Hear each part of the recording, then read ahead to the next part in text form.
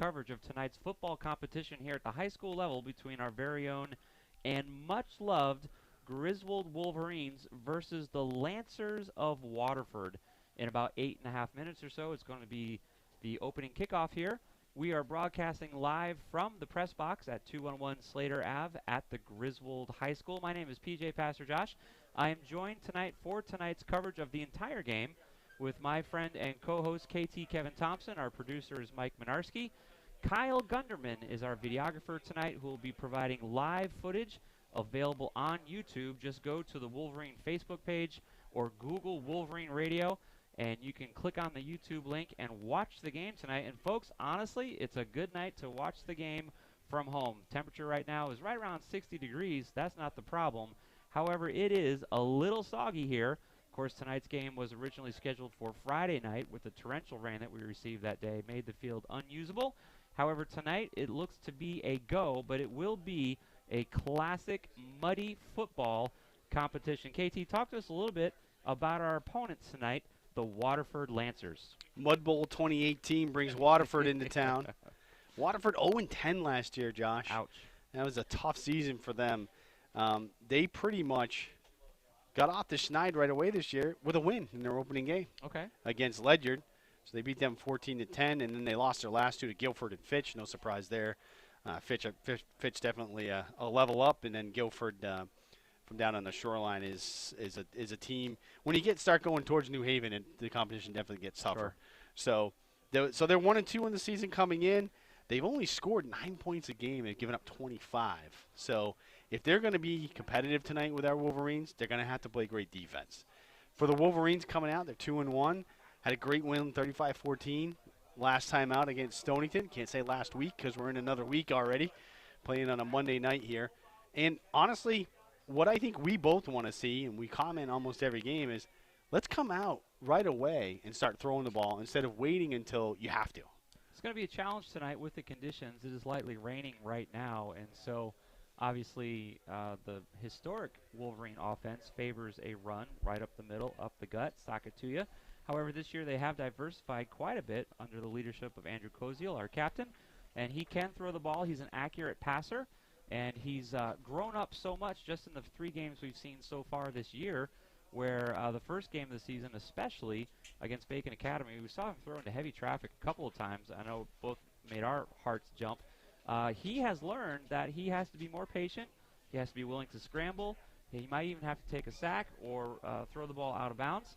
And so we'll see tonight how much he's able to throw the ball with the rain that we're having tonight. Again, lightly raining here at Griswold. The fans are slowly starting to trickle in here. The benches are wet. There's umbrellas up all over the place. About 6 minutes or so until kickoff tonight. And like Kevin said, we're hopefully cautiously optimistic that the Wolverines will use this opportunity to hone their pass offense. Waterford coming in with some difficult season last season. No W's for them last season. 1 W for them so far this year.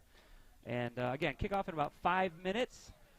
Kevin, when you have a second, talk to us a little bit about what we've seen defensively for the Wolverines tonight, knowing that it's going to be in the soup.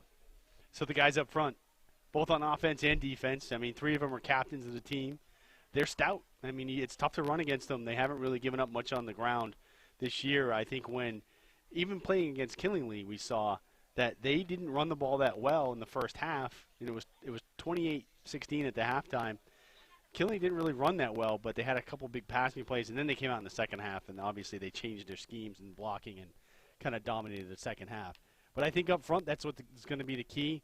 The first level, first wave, they've been all over the offenses so far this season, been able to kind of move the line of scrimmage for the offense and really haven't given up much on the ground.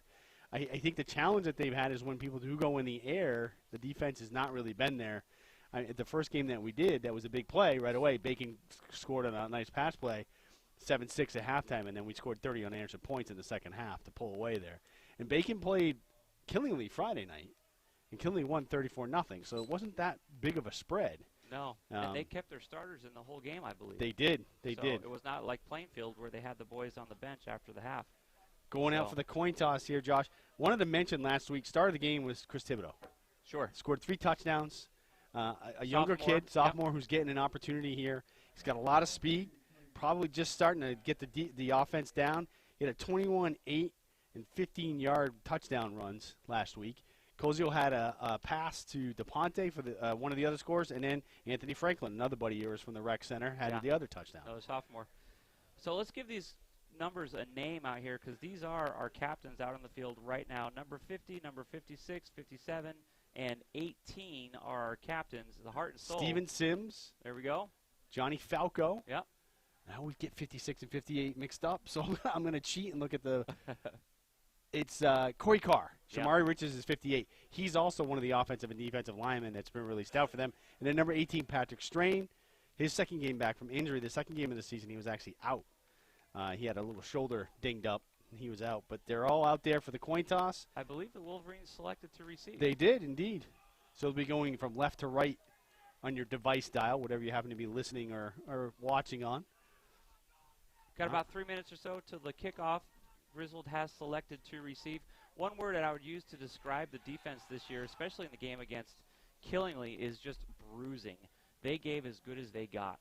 We had a number of young men that night 2 weeks ago now who were limping and walking real slow back to the buses and back to the cars after that game.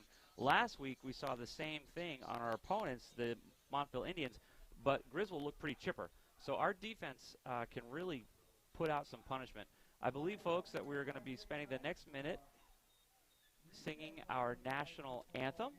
So we're going to take our direction to the right side, to the field flag down at the far end of the field, and we're going to take a moment to observe our national anthem.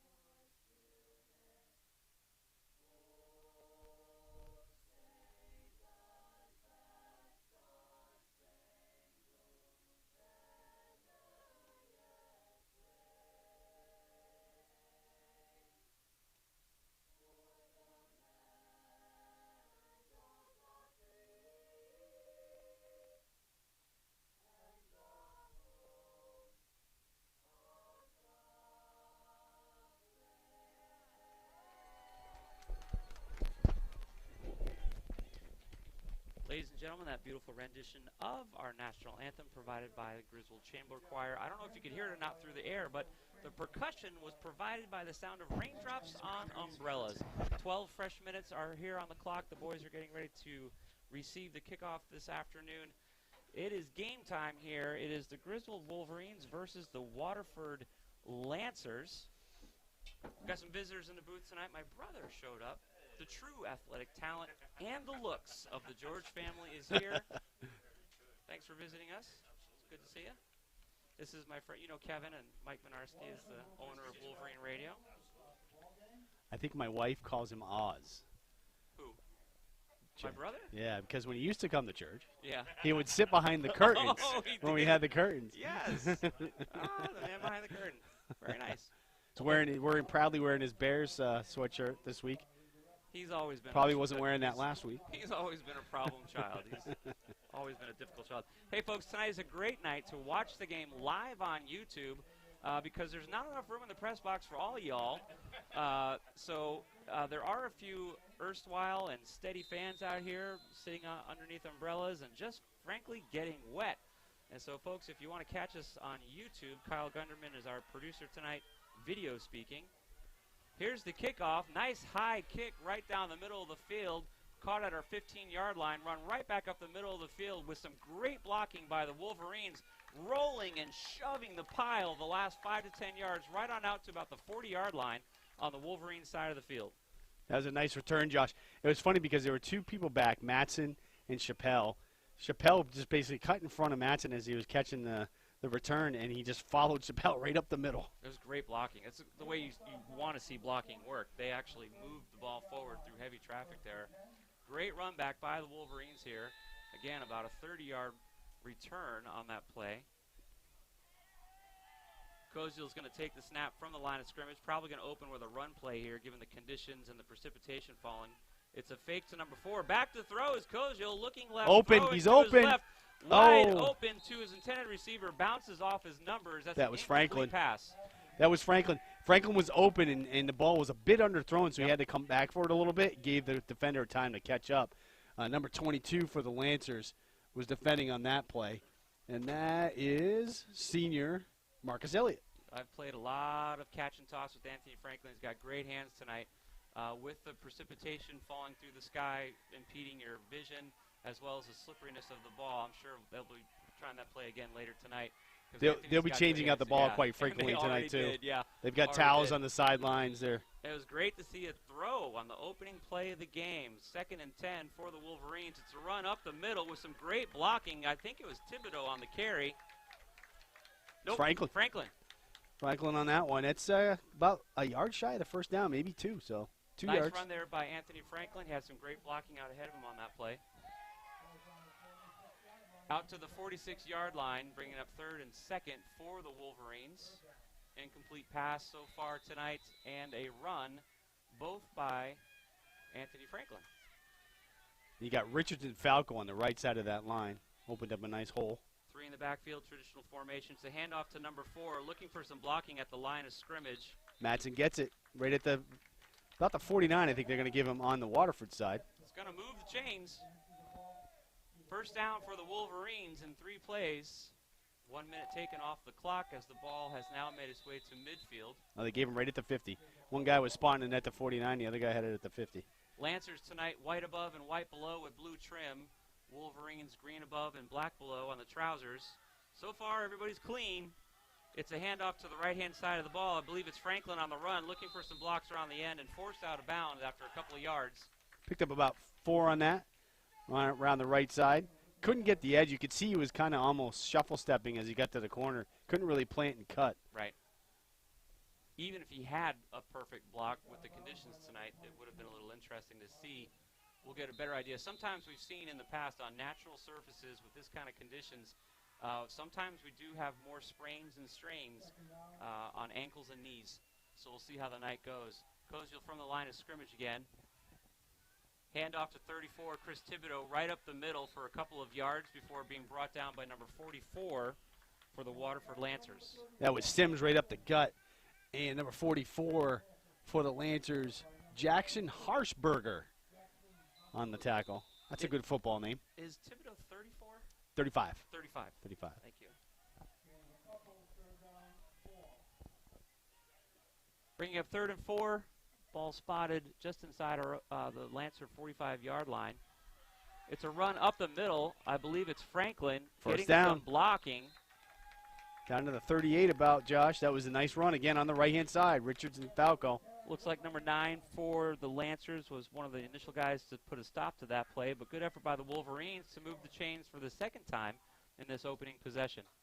Quincy Foreign on the tackle there for the Lancers. But, folks, don't take our word for it. You need to go to Wolverine Radio and click on the link there to watch this game on YouTube. Kyle Gunderman from the Griswold High School doing a great job providing video coverage of this game. It's a lot more pleasant under a roof tonight than being outside, that's for sure. Mattson around the left side. Shirt tackle by number 84 to slow him down. After a gain of about 5, though, he got a few yards on that.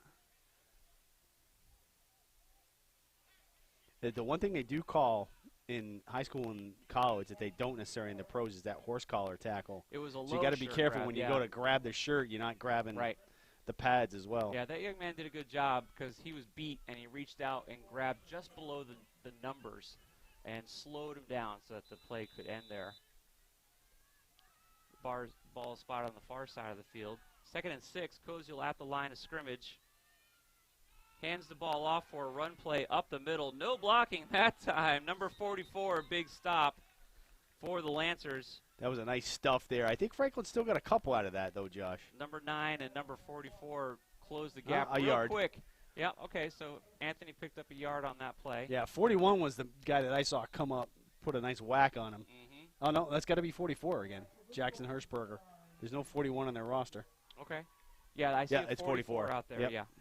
44 and 9 was the other guy I saw step up on that play. 3rd and 6 for the Wolverines from the line of scrimmage. It's a pitch back behind to Anthony. Oh, no, that's DJ Matson. Running around the right-hand side, gets a couple blocks. He may have gotten it, Josh. It's going to be interesting on the spot. They're right at the marker. He turned it. He stayed inbound and turned it upfield. Got some yards out of that effort. I think they're going to say it's 4th and football. Ooh, 4th and not a whole lot. Yeah, 4th and a football. 4th and a scooch. Oh, maybe the ref's going to call for a measurement here. He wants to check it out. Different crew than we had last week. Yeah. Josh, that same crew that we had here last week that called 16 penalties was at the Killingly game Friday night and called about a dozen. So, well, you know, they're earning their money. So we have time right now as the refs go to measure the field. We're going to take a quick break, and we're going to continue with continuing live coverage. 0-0 the score so far here the first few minutes of the opening quarter. It's the Wolverines versus the Lancers. Griswold High School football live coverage provided by Wolverine Radio.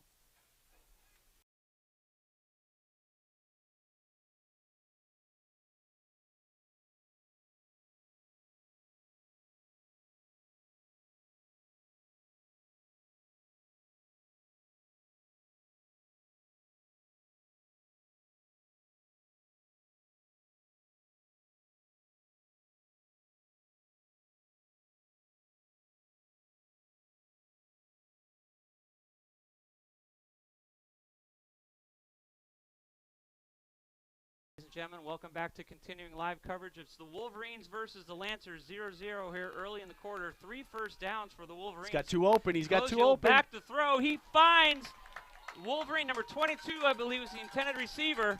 Matt DePonte. Man, was that close to a touchdown. He had 2 guys open in the same area. Both him and Franklin broke open downfield. Now they're inside the 5, 1st and goal.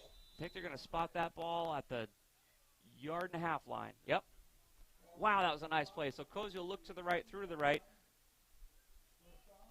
Had 2 intended receivers, like KT just said. So the boys are knocking on the door. 7.5 minutes remaining in the first quarter. It looks like it's going to be a keeper and a run right in the end zone. Sure enough, Koziel takes the snap, and his boys move the pile. Mowed him down. We'll take 6 for the Wolverines here early in the first quarter. 3 first downs. E-Dog coming out for the extra. Completed pass for a gain of about 20 yards, which set up the Wolverines for a 1.5-yard run by Koziel, quarterback keeper. 6-0 as E-Dog, number 64, comes out for the extra point attempt. Koziel, of course, is going to take the long snap. Koziel's wearing pink cleats tonight. That's new. October. Breast Cancer Awareness Month. Yes. Wow, that was a high kick by E-Dog. Did it go in? Enough? No, it good. fell short, I think. I think it hit the upright. It's what it looked like. A little left and a little not long enough. So, folks, we're going to take a quick break. It's 6-0 here at 211 Slater Ave. It's the Wolverines versus the Lancers. Don't go anywhere.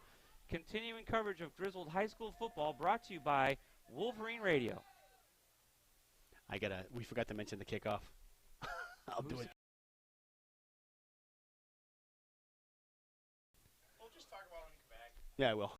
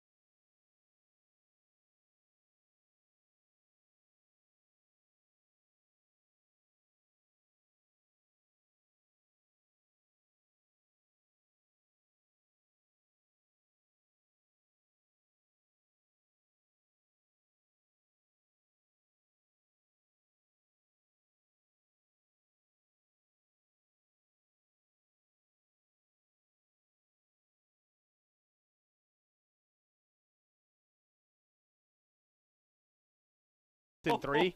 That cost them the game, the Colts. Yes, it did. Yeah, that was a head scratcher right there. Oh, low line drive punt bouncing at the 40, 35. Wolverines dashing out of the way to let the ball roll. It's just too wet tonight to try and control a kick like that. Ball's going to be spotted right around the 29-yard line in Wolverine territory. I think we've got time for a quick break here, Mr. Murnarski, while the boys reposition their crews. You're listening to continuing live coverage of Griswold High School football. 6-0 so far, Wolverines on top, provided by Wolverine Radio.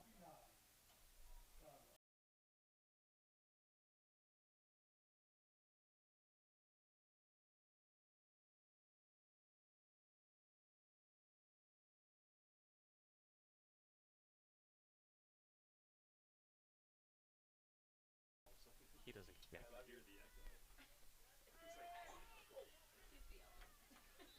9 seconds. All right, that first play, they got about 6. 2, 1. Good evening, ladies and gentlemen. Of Griswold High School football, it's the Wolverines versus the Waterford Lancers. 6-0, the Wolverines are on top. Wolverines have the ball again for the second time in the quarter. 5.5 minutes remaining in the first quarter. 2nd and 3 for the Wolverines from their own 35-yard line. As Koziel's taking the snap from the line of scrimmage, he hands the ball off to Anthony Franklin, looking for some blocking, gets a block or 2, and then falls forward for, what do you think, 2, maybe 3 yards? That'd be about 3rd and 1, I'd say. Yeah, he had gotten loose, but somebody grabbed him by the ankles. Number 44 again, Harshberger. Franklin seeing some good playtime tonight. Sophomore. He's been out as the intended receiver a couple of times, and he's run the ball. Looking for Thibodeau on the sidelines, Josh, because did he even kick it off in the beginning? I couldn't tell you, but I have not called his number and yet. I don't see him on the sideline. That's I don't see at 35. Well, hopefully he's doing all right. That would explain why Anthony's getting so much coverage, though. Another handoff to C.J. Matson, number 4, to the left-hand side of the ball. Looks like he got it. After a couple of yards. Looks like he got the first down. Oh, our producer just said he had an in-school suspension, Josh, so that precludes you from playing, Mr. Thibodeau. Well, I wonder if Pastor Josh needs to have a chat with his boy. Inspire him a little bit. I'm good at that. Inspiration and revelation. That's right. 1st and 10 for the Wolverines, 6-0, 4 minutes remaining in the first quarter of play. Handoff to the left-hand side of the ball. Pyle moving forward a couple of yards. And a couple 3. Koziel coming over There's this. a late flag on that play. That was super late. Wow. Did That's got to be some unsportsmanlike That's the back conduct. judge. The play was. He's conferring with a couple of the other officials. That was a super late flag, like you said. It has to be unsportsmanlike because there's nothing going on. The play was dead. The boys were going back to their respective sides of the ball. I didn't see anything, but. And another official comes over. 4 of them now having a conversation. So far, the field and the conditions don't seem to be playing as big of a factor as I thought they would be at the opening of the game. Still lightly raining here. It's plenty warm out. That's not the issue. The field is wet, and it shows a little bit of wear and tear, but nothing crazy. And so far, we really haven't seen anyone slip. We haven't seen anyone lose the ball because they couldn't catch it. Personal foul on the offense. On the offense. Personal foul called against the Wolverines. And we did not see it, folks.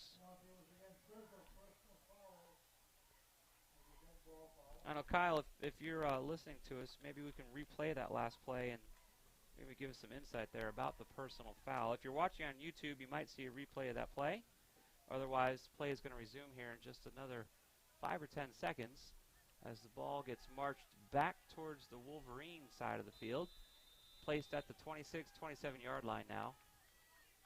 I'm sorry, 22. Yep. 2nd and 25.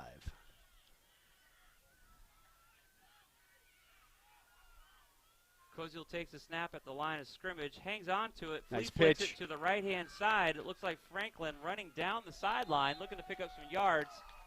Got back to about the original line of scrimmage, Josh. So he did. 14, 15-yard pickup there. That was a nice pitch. That was an option play there where Colesville, based on the way the defense came up to play them, was either going to keep it or pitch it. Yep. Somebody came up to play him, so he pitched it to Franklin. It was a great play. I don't remember seeing that particular play. Not this year, anyways. They ran the option once in the last game, but Colesville kept it. Yep. Just over 3 minutes remaining in the first quarter, 6-0. The Wolverines on top, converting first downs, scoring touchdowns, looking good tonight. Back to throws, Koziel. Here comes the pressure, scrambling to his left, holding on to the ball, running for the sideline, and then is forced out of bounds. He's not going to get the first down on that. He had two guys down the seam that he could have probably thrown it to, but he was rolling to his opposite side, and it's tough to throw against your body when you're rolling to the opposite side. He's rolling to his left. He's right-handed, so yeah, I don't know if he just didn't have the confidence that he could get it there. Well, again, maybe earlier in the season, a few games ago, he might have hucked it down the field just because he is a very accurate passer, no doubt. But now back to punt is Koziel with his pink cleats. Nice boot. Wow, look at that spiral. Bouncing back, taking a Griswold bounce. Picked up really well by the Lancers there, right around his own 20-yard line. There's a flag on the play. That's going to be a block in the back on the Lancers, I believe. Multiple flags on the another play. one. That might be on us. Right now the ball is going to be spotted right around the Lancer 25-yard line, but that's going to change. So the refs are going to have a quick conversation. We're going to have a quick mention here. KT, what do you got for us? Goodwin Family Dentistry, 25 East Main Street, Jewett City, 860-376-4483. Modern Dentistry, old-fashioned values. Now, my youngest brother is visiting tonight in the press box. I went to the dentist in Jewett City. Where did you go to the dentist? He's 8 years younger than I am, so I was mostly... We did go to the one in... Was it Dr. Moore, or am I making that up? Right, yeah. Right at the split. Yeah. Which is now Goodwin. Which is now Goodwin. Oh, there you go. Well, I'll tell you, the George boys' fine dental hygiene provided by what is now... We're old.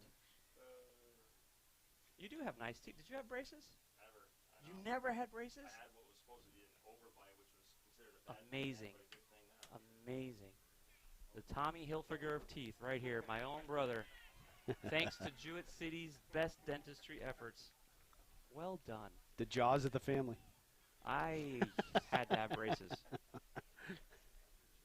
I had to have braces. I had to have 4 teeth pulled. I had a floater that I had a chain put in my gum to bring down. Years of counseling. Oh. Had them for 2.5 years. 6-0 here at 201 Slater Avenue. Wolverines on top. The refs are still talking about this punt return. I think it was offsetting. It was offsetting penalties. So the ball was spotted. That's where he went down. I don't. They didn't walk anything off. That's what I'm like trying to figure out. Yeah, the ball was going to be right around the 25-yard line. Right yeah, now even the yard marker guys are confused because they're just moving now. So a whole lot of much ado about nothing. Offsetting penalties on a beautiful kick by Koziel, spiraled and everything. As the Lancers take over on downs, it's a run up Nice the middle. tackle. You can hear that up here. That was a nice pop. Is that Steven Sims? Yep. Nope. That was Corey Carr, 56. I was going to say it may be half a yard on that gain. Not much. Let's see if they even Gave mark him it. nothing. Yeah, gave him nothing. Yeah. You can hear that up here, and we're at least a half a football field away. 2nd and 10 from their own 22-23. On the opening drive, Lancers not afraid to throw the ball, connected on a couple of passes and a few incompletes. Let's see what happens now. Back to throw. Lots of pressure in the grass. Throws the ball away. Number 30 with the sack, basically. Devontae Fontaine and Steven Sims were in on that one. He had to get rid of it quickly, and he had no one to go to. So he just tossed it down the middle of the field. Very dangerous. Yeah. But Wolverines didn't see it coming, so they couldn't turn around and grab it. It's going to bring up 3rd and 10 for the Lancers. It's funny because they have come out and thrown, and they've thrown more than they've run, Yes. but the Wolverines seem to be ready for it today. Whoa. Field conditions seem to be getting a little bit sloppy as the Wolverines hurry off to the side of the field to avoid a penalty. That's a pass and a completion for a first down by the Lancers. And should have been a penalty. Yeah, because he was still on the field. He was still on the ball was field. snapped. Should have had too many men and the completed pass. That's the first down for the Lancers. It is. The one other first down that they had, the completed pass, was called back because of a block in the back, or holding, I should say. Lancers trying to get something going here with less than 2 minutes remaining in the first quarter. 6-0, the Wolverines on top after a quarterback keeper from a yard and a half out early in the first quarter. Wolverines were able to score. Lots from the shotgun here. Whoa, heavy pressure. Ball runs up the middle. Not a whole lot going on there offensively. Another flag. Another flag. Number 22 in on the tackle that time. Matt DePonte, Johnny Falco on that one. Something on the Wolverines. They're pointing to the Wolverine side of the ball with the flag. Face mask maybe as he was going down. Yeah, personal foul. Some type of personal foul. Didn't signify what type of personal foul, but. So the Lancers are going to get a break here with a minute and a half remaining in the first quarter. They're trailing by 6. Personal foul by the Wolverines here is going to move the ball down right around midfield.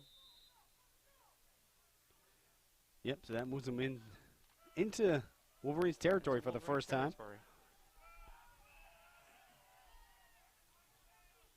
Two receivers to the left, two to the right, single back to the quarterback's left. Looking to throw, number 6 for the Lancers under pressure. He's got it. Unleashes a big pass. Intended receivers open. Touchdown. Beautiful catch. Touchdown for the Lancers. What a beautiful play that was. They tried that on the very first play of the game and didn't connect. The quarterback threw it a little too far. Didn't put enough air under it. This time, right in his hands, in stride, touchdown. Clements tried to do a shoestring tackle and then got out of it. So that's number 10 there for the Lancers, Dan Annabellini. He's a senior. A replay of that beautiful throw there by the Lancers. As you can see, like Kevin was saying, right in the breadbasket. Not much you can do about that. Defense was there, but beautiful throw. So the Lancers have a chance to take the lead by 1 with a minute remaining in the first quarter, 6-6. Lancers back for the extra point attempt. Number 18 is their kicker. High snap. Looked good. Boy, that sure looked good to It was. hear. So the Lancers are going to take a 1-point lead with a minute and 8 seconds remaining in the first quarter. That was a big 40-yard completion there, 45-yard completion by the Lancers. That is a truly devastating play. We'll see if they're able to repeat that later on tonight, because that's going to be tough for the Wolverines to defend against. The secondary defense so far this season has struggled a little bit on the pass protection, and that's a well-executed play. Even with a little bit of rain and a little bit of wet of the field, they keep changing the balls out pretty frequently. Quarterbacks are able to throw accurately tonight. So we got a good game, good competition going here. Lancers are going to kick the ball off here at the last minute of the first quarter. 7-6. Chappelle and Matson back for the Wolverines. Well, they're taking a long time to get out on the field to kick this ball off. Yeah, the Lancers are celebrating. Kevin, how many points did you say they've scored so far this year? They're averaging 9 points a game. Okay, they're averaging So they're 9. 2 under their average already.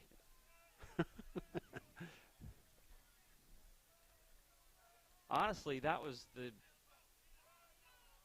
Wolverine defense really was kind of shutting the offense down up until that one play. 14, 14, and 6 is how many points they've scored each game. Wow.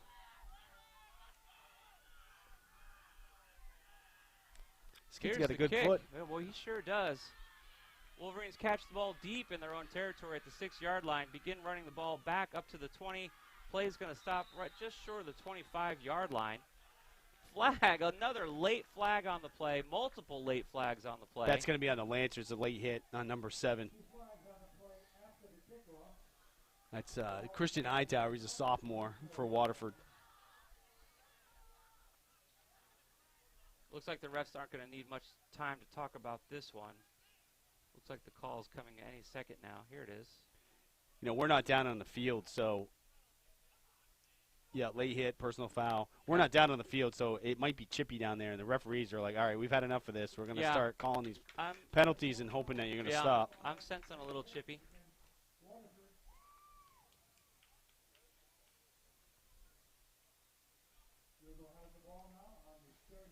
All right, see what they do here. See if they'll come out throwing a little bit. Yeah, they've got a minute. So, I mean, there's time to move the ball the 61 yards that it needs to go right now. Koziel from the line of scrimmage. Backfield's in motion. Franklin with the carry up the middle. Gets a couple of blocks, and the play ends right around the 45-yard line. Yeah, it's a gain of 6. A nice run again by Franklin. We're seeing that our offensive line is able to create some halfway decent holes in blocking tonight for Franklin to run. Yeah, it's that right side again with Richards and Falco. Like we've seen so far this year, this offensive line can put some punishment out. They did a very nice job up against Killingly and did a great job last week against Montville. And tonight they're able to create some gaps as well. Here's the snap. Left-hand side of the ball, number 4 with the carry. Gets tied up a little bit under his own blocking, but gets a few yards out of the play. Maybe a yard short, I'd say. Yeah, it's going to bring up about a yard short. Not much. Yep. A long yard. And that's the end of the first quarter, it looks like. They're going to let it run out. We're going to let the clock run out. So, folks, we're going to take a quick break. They're going to swap the field around from left to right. So our boys will now be running from radio right to radio left. 6-7 here at 211 Slater Ave. Lancers take a 1-point lead late in the first quarter. Don't go anywhere. It's a great night to watch the game on YouTube. We'll be back with continuing live coverage of the Wolverines versus the Lancers. Griswold High School football covered by Wolverine Radio.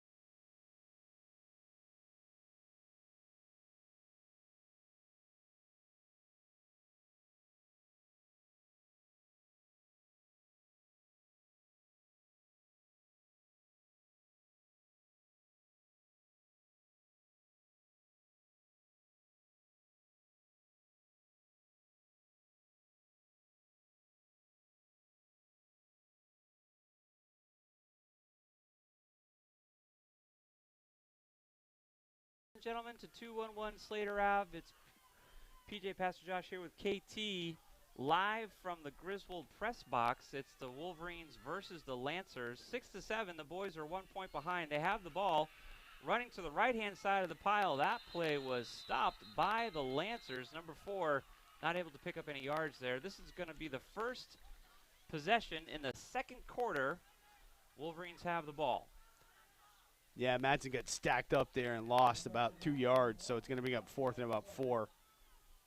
That hasn't happened too much tonight. That's really the first play. They're going to punt?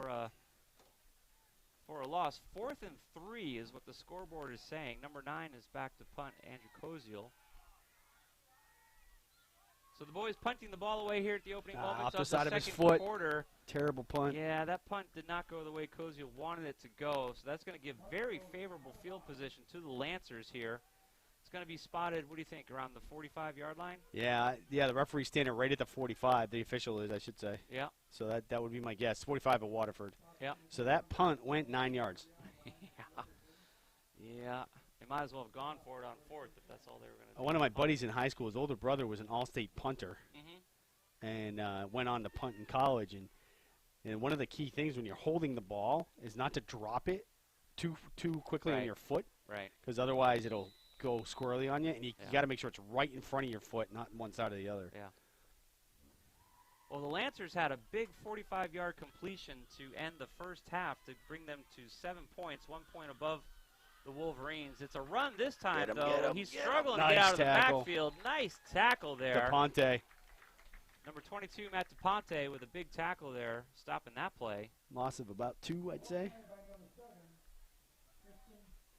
So the Lancer offensive line not able to shift and provide the blocking because DePonte got right in behind in the backfield and created pressure right from the get-go on that play. Yeah, the umpire was spotting it back at the 45, the original line of scrimmage, and the referee's like, no, back here. That didn't happen. A couple yards back here. Yeah. This quarterback, because he takes the ball from the shotgun and he drops back, the ball is 10 yards behind the line of scrimmage sometimes. Throwing to his left-hand that was a quick side. out. The ball slipped out of his hand, and the receiver slipped as well. Yeah, So. number 18 was the intended receiver. He was open, but not able to grab that pass as he fell before the ball really even got to him. Sam Menders. It's about the frame of Ezra, 6 feet, 155. Yeah. Yeah, he was open. You're right. That was the first. I'm gonna have to say that was the first obvious turf play. You know, where the kid just totally lost his feet. Yeah, his feet slipped out from underneath him. He couldn't make the cut. Obviously, the field is wet tonight, folks. This night's game was canceled on Friday because of the rain that we had, but with the rain today, it's still wet. It was a keeper up the middle after a fake, but the Wolverines stopped that play pretty quick. Right at the line of scrimmage, so it's going to be 4th and about 12. Oh, maybe 13. They actually pushed it back a yard. What's interesting, Kevin, is that we're seeing that really offensively the Lancers are struggling with one big exception. Deep passes. Deep passes. Because this guy. Which makes you think, why are they not doing it? Why are they not doing it more? And we scratch our heads, whether it's the Wolverines or the opposing team. When things are working, why are you not doing that more? Yeah. Let's see. Who do we have back to receive the punt? Chappelle, I want to say. I think that's him. Number 5. Yep. Ooh, High wow, yeah, snap, almost. but brings it down, punts it off. It's going to be about a 30-yard punt. Takes a Wolverine bounce, and the Lancers hustle on it before it can go any further in the wrong direction, according to them. About the 38-yard line is where the Wolverines are going to take over on downs. About a 21-yard punt. Considering the high snap and the pressure that the Wolverines applied on the punt, that's actually a pretty good punt for them. 6-7. Wolverines trailing by 1 point, 9.5 minutes remaining in the second Wow, they are quarter. getting the spots so wrong. They just gave the Wolverines 2 yards. They did. The ball did not. It bounced at the 38. Huh. I think we need some eye tests for some of the officials here. Koziel's going to take this snap from the line of scrimmage. Now, that doesn't mean a whole lot. He can throw or run from this position. Drops back to throw. Time. Throws into heavy traffic. Intercepted. That ball was intercepted by number 22 of the Lancers. Unfortunately, Kevin, that was a return to what we saw in that first game against Bacon Academy. He did not have an open receiver. He did not. Marcus Elliott and one of his teammates were both behind the receivers from the Wolverines. He should not have thrown that ball at all, at least in that area. If he had another outlet, it would have been better to check down, maybe take a shorter pass. Unfortunately, the intended receiver, number 22, must have taken a hit. He's going to need an injury timeout as he's. I think he landed awkwardly, Josh, because he was kind of turning when he was fielding the ball. So we're going to take a quick break, throw some love to our sponsors. Don't go anywhere. 6-7, Wolverines trailing by 1. We'll be back in just a few minutes. You're listening to continuing coverage of Griswold High School football right here on Wolverine Radio.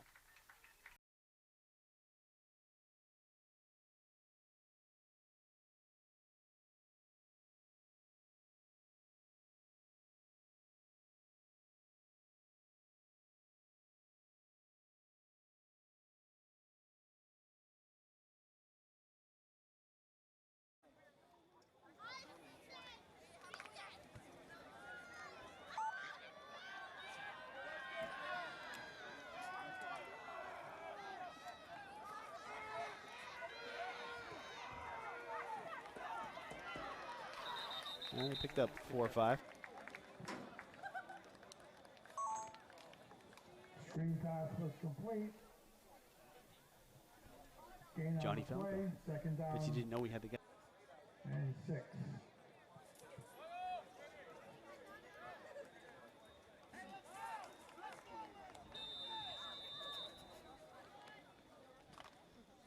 One behind the Waterford Lancers. Waterford has the ball. They just ran a play for a gain of about 4 or 5 yards on a screen play, stopped by Johnny Falco. Second snap of the possession here for the Lancers. Nice play. That play was broken up early by number 30 on the Wolverines. Devontae Fontaine in for that tackle for a huge loss. They pushed him back about 6 yards. So that's going to move the ball back to the Lancer 30-yard line. Second and 3rd and 12. 3rd and 11, 3rd and 12. We were just saying during the break that really the Lancer offense, there's not a whole lot shaken unless they throw the ball, and one of two things happens. It's a screen that gets them back to the line of scrimmage, or it's a big incomplete pass or a touchdown for 30 or 40 yards. So we're looking to see if they're going to keep throwing the ball because that's what's working for them. Back to throw. Under pressure. Under pressure. Gets the ball away. Screen pass. No, incomplete, they're calling it. Oh, it was in the ground. Number 4 was the intended receiver. And the quarterback got drilled by Steven Sims. So what's happening is if he has time, he will launch that sucker for a good 20 or 30-yard completion. If he doesn't, he's going to do a short screen. And that time it was an incomplete screen over the center. And they're going to have to punt the ball away. Wolverines are providing good pressure here defensively. Quarterback, unless he learns to scramble a little bit to the left or the right, but even then, it's not just one Wolverine coming in, it's 2 or 3. Chappelle's back deep. To receive for the Wolverines. Nice punt here by the Lancers. Ball bouncing through the 35-yard line. Looks like it's going to be downed by the Lancers at the Wolverine 33. The boys are going to take over on downs. We've got time for a 30-second spot, Mr. Minarski. Let's do it. Don't go anywhere. 6-7 down by 1. Wolverine ball. You're listening to continuing high school football coverage right here on Wolverine Radio.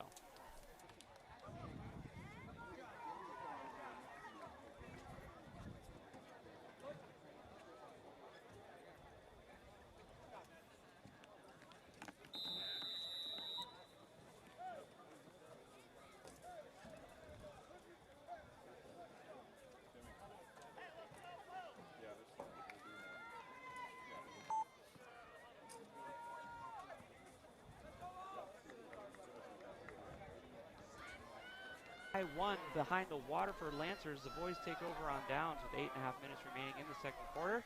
It's a handoff to the right-hand side of the ball. C.J. Matson looking for some blocking, trying to get around the end. Not getting it. Heavy traffic. Lost a yard or 2 there for the Wolverines on that run. Yeah, Matson, let's see where they spotted. He may have lost 3. I think they all the way back to the 30. He tried to get around the corner, but he ran into his own blocker. They haven't had much success with him on the corners.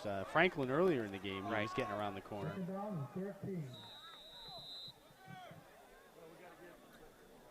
Matson had a phenomenal first game of the season. Scored every touchdown for the Wolverines. 4 against the Bacon Academy. 5. Second and 13 for the Wolverines from their own 30-yard line. Koziel back in the shotgun formation.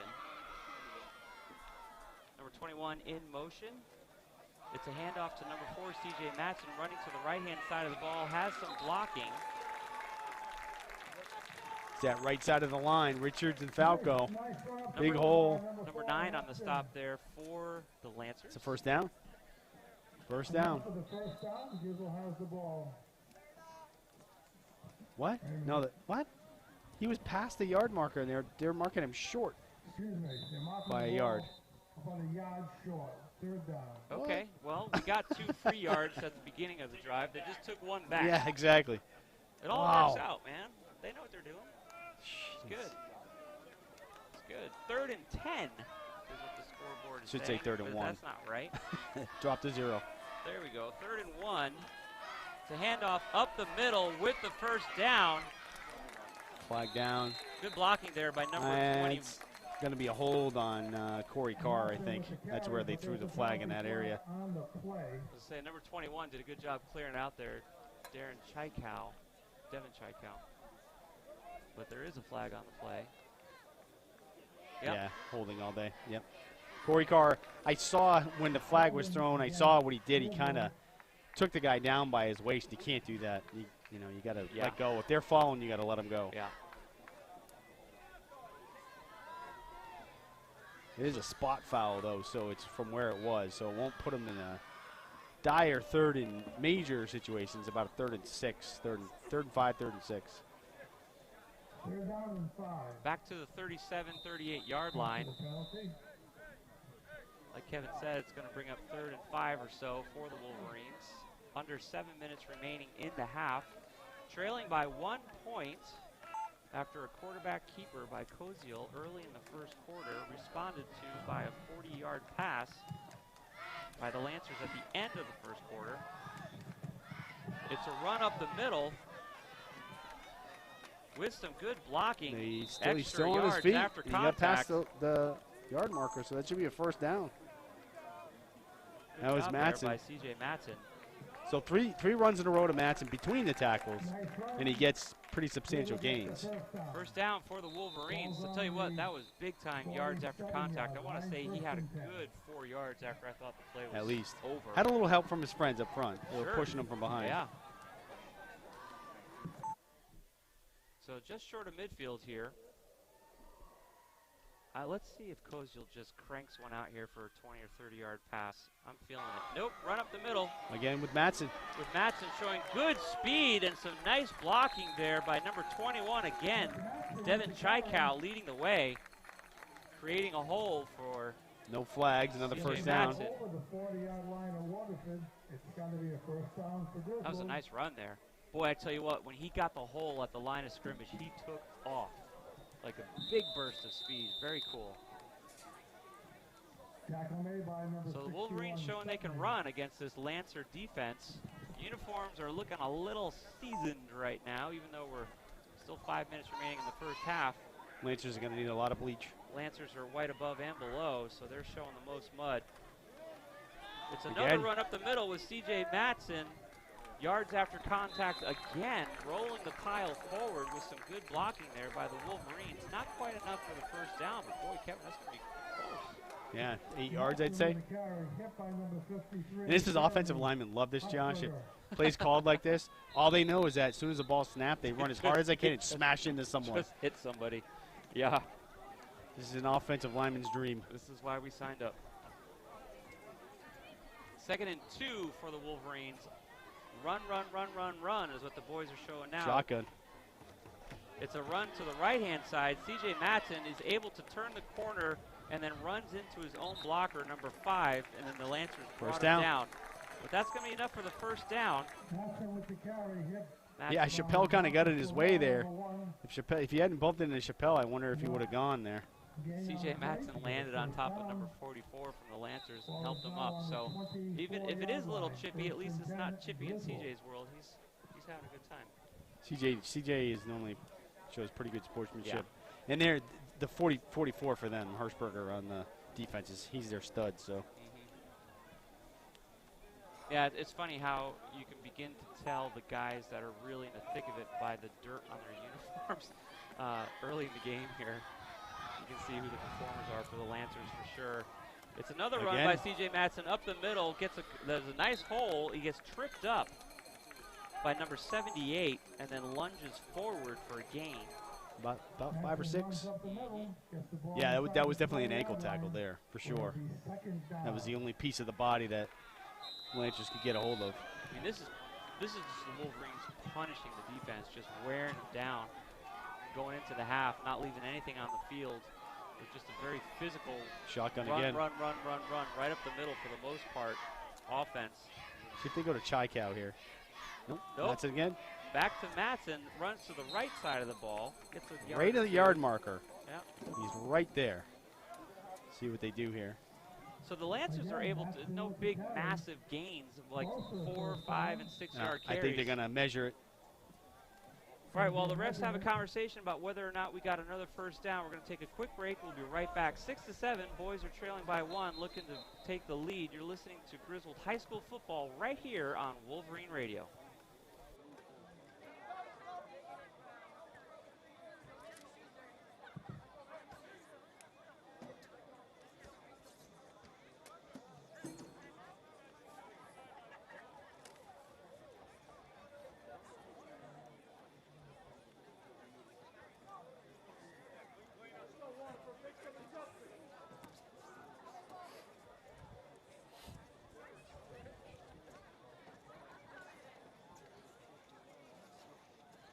Down by 1 behind the Waterford Lancers, and they're saying we're short by inches for first down. It's going to bring up 3rd and not a whole lot. The ball is spotted inside the 20-yard line, deep in Lancer territory. Wolverines just pounding the ball down the field, right up the gut. The play started, this drive started right around our 25, 30-yard line. It's just been run, run, run, run, run as the Wolverines march down the field. Waterford. Timeout called. We're going to take another quick break here as Waterford tries to mount a defense here to prevent a touchdown by the Wolverines. 6-7, boys down by 1. Don't go anywhere. The play will resume shortly. You're listening to continuing coverage of Griswold High School football right here on Wolverine Radio.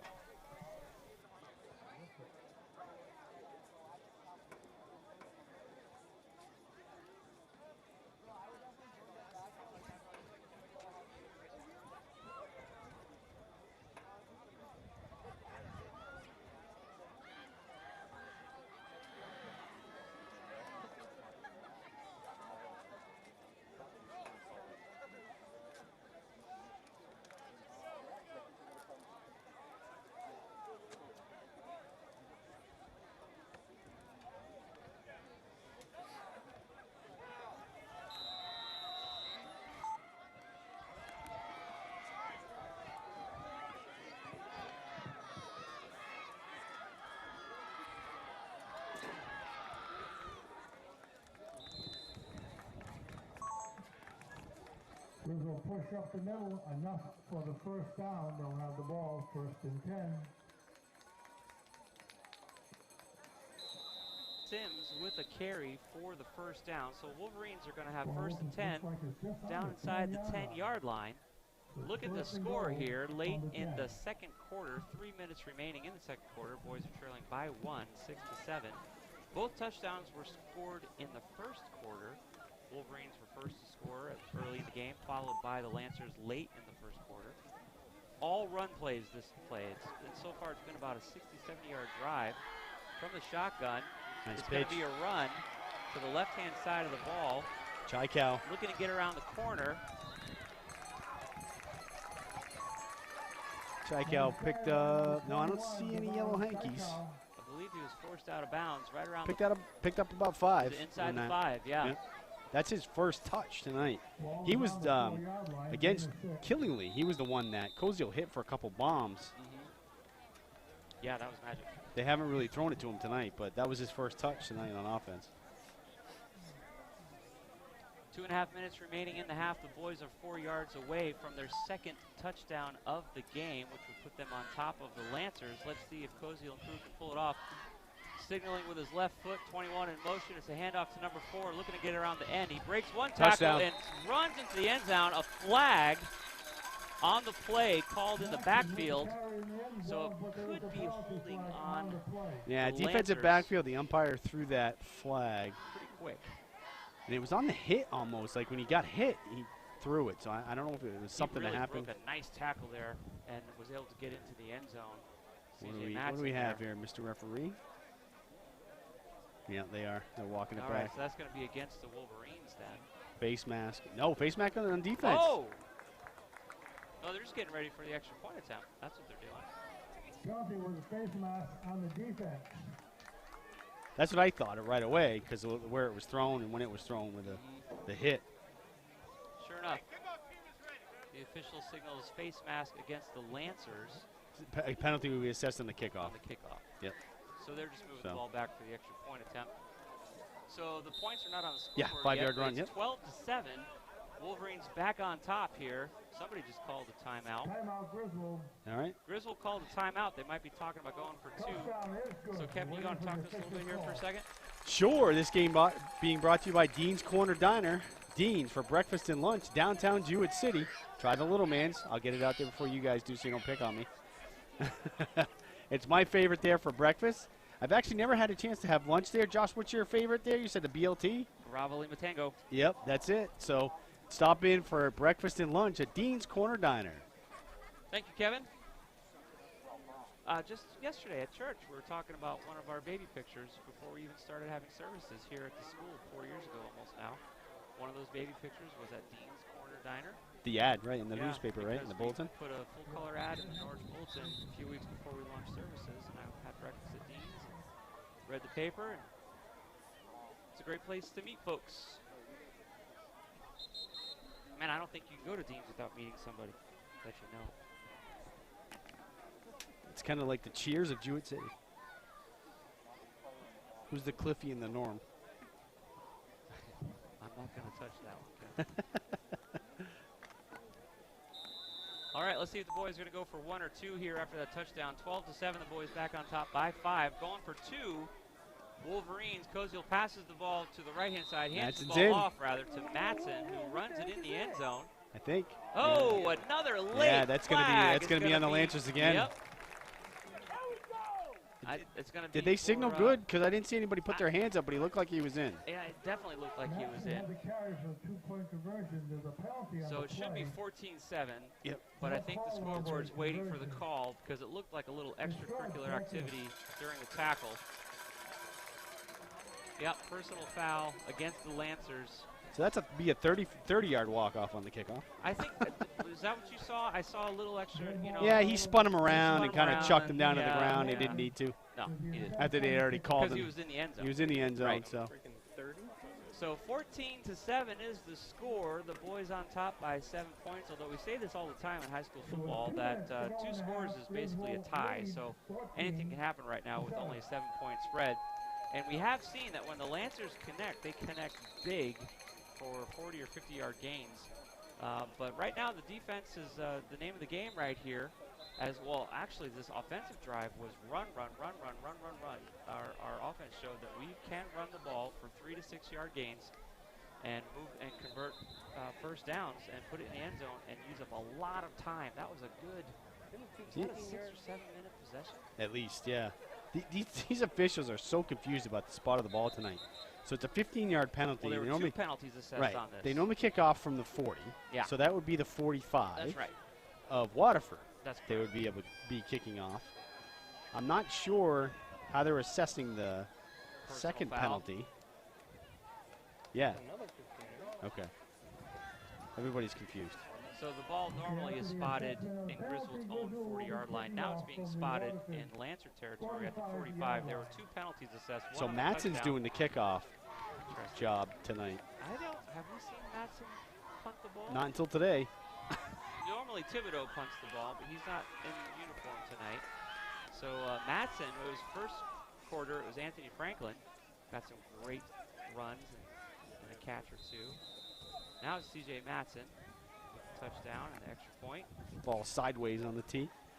Covered up by the Lancers just inside the 35-yard line in their own territory. So given the fact that the ball only was punted from the Lancer territory, that's pretty good field position for the Lancers. They've got 2 minutes to try and make some magic happen.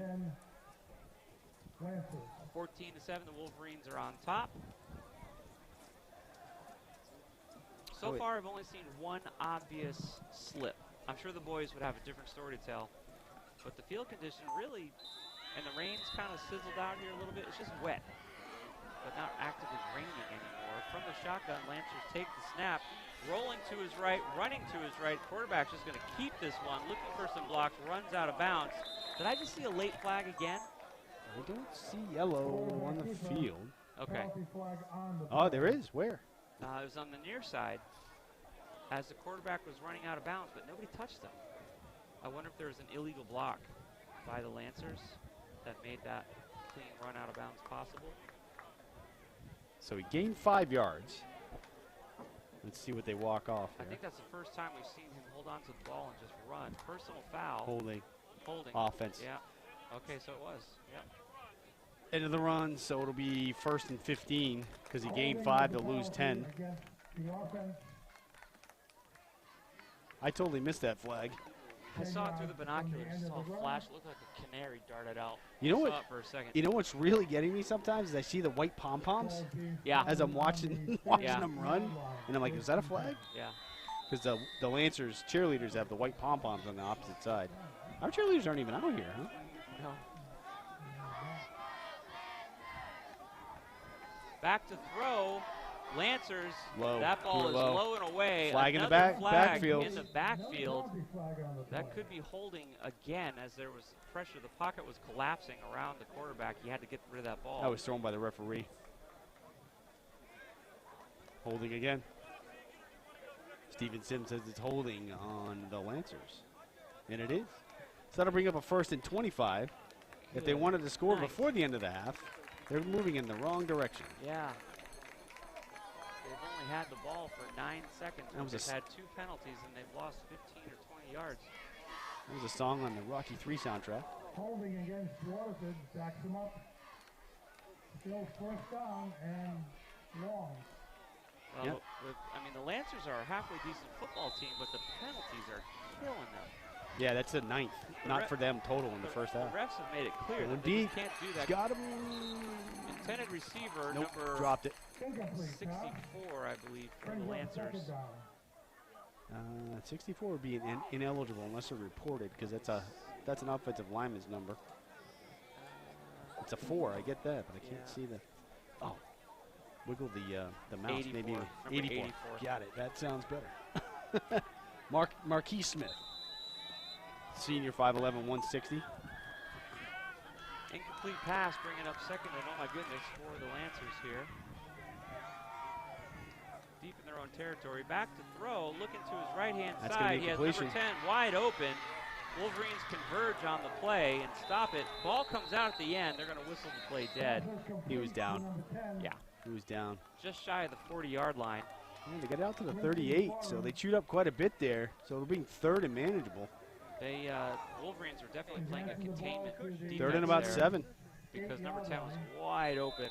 He turned the wrong way, Josh. Had he turned over his left shoulder and gone down the sideline, no one was there. Yeah. Instead, he turned to the right, back into the defense.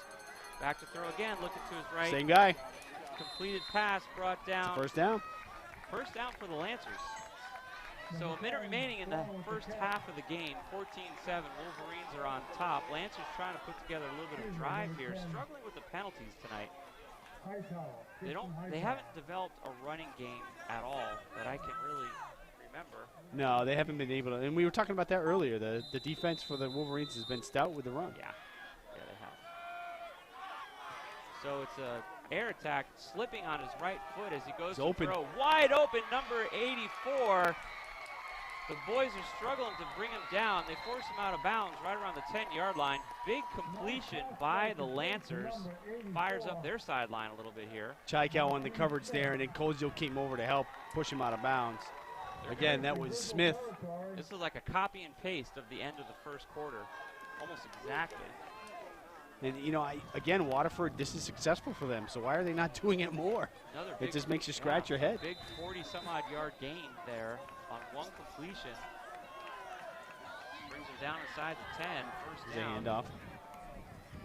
Fontaine was at first point of contact. They go back to the run, but the Wolverines are just shutting that down. Timeout, Lancers. Lancers going to take a timeout, which gives us a second to take a quick break for the conclusion of the second quarter. You're listening to continuing live coverage of Griswold Wolverine football right here on Wolverine Radio.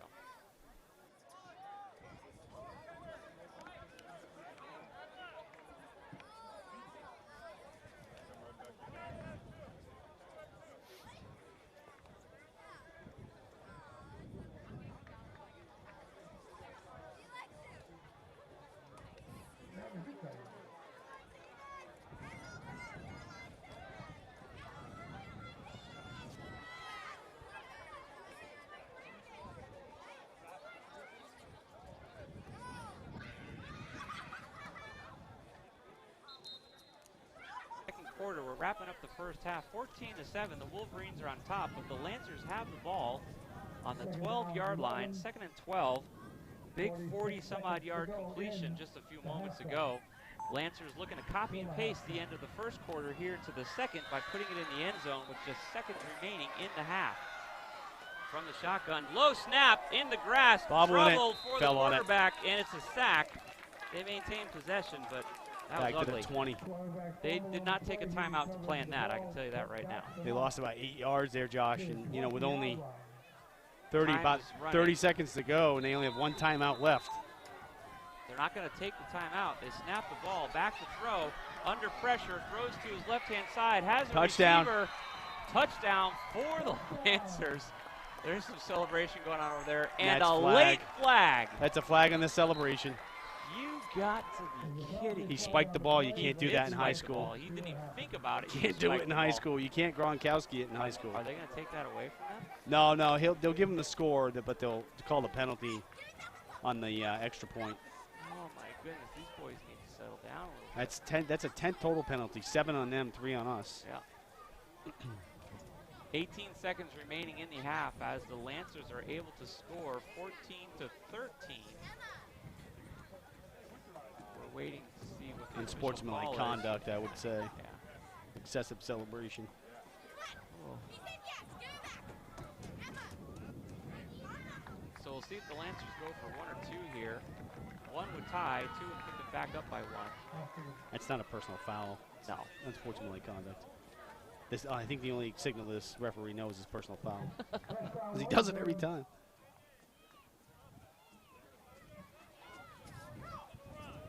Okay, so they're saying a 5-yard penalty. There's no personal foul. That's a 5-yard penalty.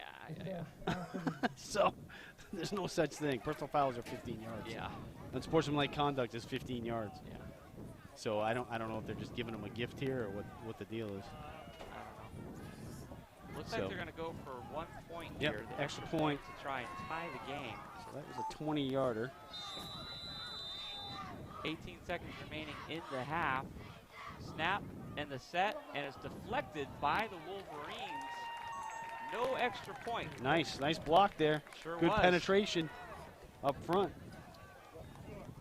So my guess is that's going to be the half. They're going to kick the ball, but there's only time for one play, maybe two at the most. That's what I just said. I think Sass just said 7 personal fouls in the first half. I think it's I was just saying before you walked in, Sass, I think it's the only signal he knows, because that's not a personal foul. That's unsportsmanlike conduct. You can't spike the ball in high school. That's the rule. Sean Sass joining us here in the booth. He's been outside on the sideline. Sean, has the rain stopped? It looks like it has.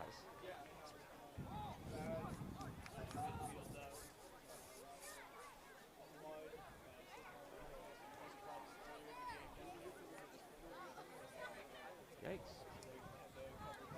So lots of mud, but no rain. So the field continues to be a little bit of a challenge here. 14-13, the boys maintain a 1-point lead with 18 seconds remaining in the half. I think what they should do is come out, let Koziel roll out to the right, air it out downfield, send 4 guys, and hope somebody grabs it and runs in. Yeah. You only got 18 seconds, so might as well give it a shot.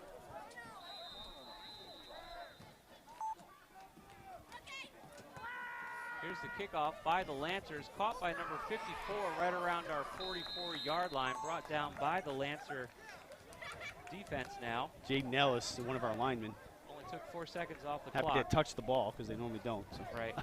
So it'll be 1st and 10 from right around our own 45-yard line. We'll have time for 1, maybe 2 plays at the most, as the boys have a 1-point lead going into halftime here. Let's see what they do with it, if they just take a victory formation or if they actually try to run a play. This was similar to the game we did last year. I think it was you and I, Sass, in Waterford last year, right? Close at halftime, and then Griswold scored a couple times in the second half. 29-13, I believe, was the final last year. Koziel going to take the snap from the line of scrimmage, so it might be, he might air it out, just like we're kind of hoping to see him do here. Sure enough, he's dropping back to throw, looking down the field, airs it out for a 30-yard pass. Nobody's Look there at the 2 except guys the over here, Lancers. Josh. Franklin and Chappelle. Wide open. No one's there. Franklin was wide open. He only had eyes for Steven Sims. Steven Sims, yep, who was covered. So the guys on the near side of the field, if Kyle runs this replay back, you'll see that both Chappelle a little bit short, Franklin deep, wide open. Number 22, who made the interception earlier in the quarter, is back in the game. He needed a few moments if we think he had the wind knocked out of him. He almost came up with another pick there. He did. He was the closest player to the ball. We've got 7 seconds remaining in the half. Koziel's going to go for it again here. See if he can get 21 Chaikau on motion. the far side of the field. Dropping back. He's looking for to his him. right again. Throws to his No, left. he's got Franklin. He's got Franklin, and the ball intercepted. is intercepted. And then a Big flag, face because that was mask. a face mask. That wasn't even close.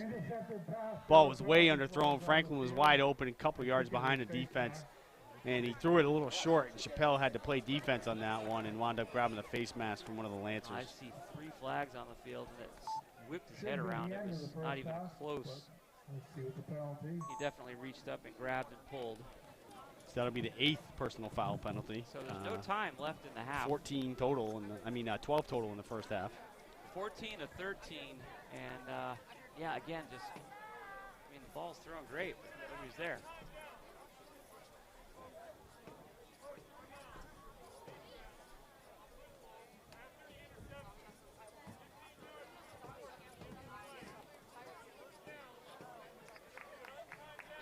On time down, you can't end it on a defensive penalty, so.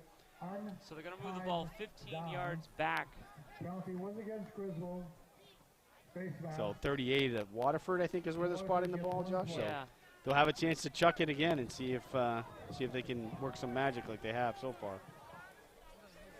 Number 13. So the Lancers have the ball because they just intercepted it, but there was a foul after the completion of the play with a personal foul. Number 13, Nick Guamari. Did you say it, Sass? Hey, I got that right. Guamari coming in, looks like to play center field along with Koziel in the defensive backfield. They've got 1, 2, 3, 4, 5, 6 defensive backs in the game. Franklin, Chappelle, Matson, Koziel, Guamari, and No time Chaikau. on the clock. The quarterback has one chance for one big play here, and it's Koziel intercepted intercepted by it. Griswold. So that's going to actually end the half that time. 14-13, Wolverines maintain a 1-point lead here in 211 Slater Avenue. Wolverines on top of the Waterford Lancers by 1 point. In a muddy field, as the boys have about 15 minutes to go talk about the first half and plan for the second. We're going to take a quick break. We encourage you to join us on Facebook. Click on the YouTube link so you can watch the second half in its completion, or come and join us here now that the rain has stopped. So we'll see you guys in just a few moments. We're going to have some halftime coverage and some word from our sponsors. Don't go anywhere. You're listening to continuing live coverage of the Griswold High School football team versus the Lancers, 14-13. We're up by 1 right here on Wolverine Radio.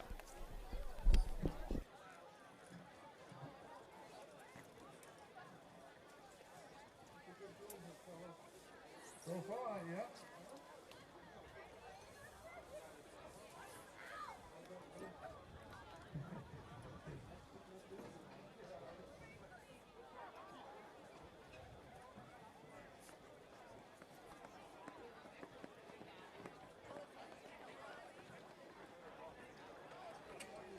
Here we go. What's going on here? You can't believe it. Let's see, I'm winning. Yeah. Take it easy.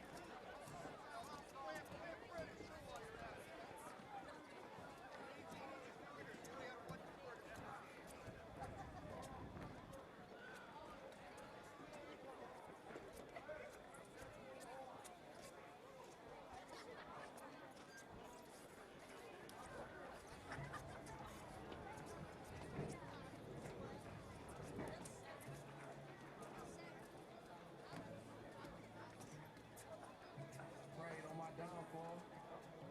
Praying on my downfall.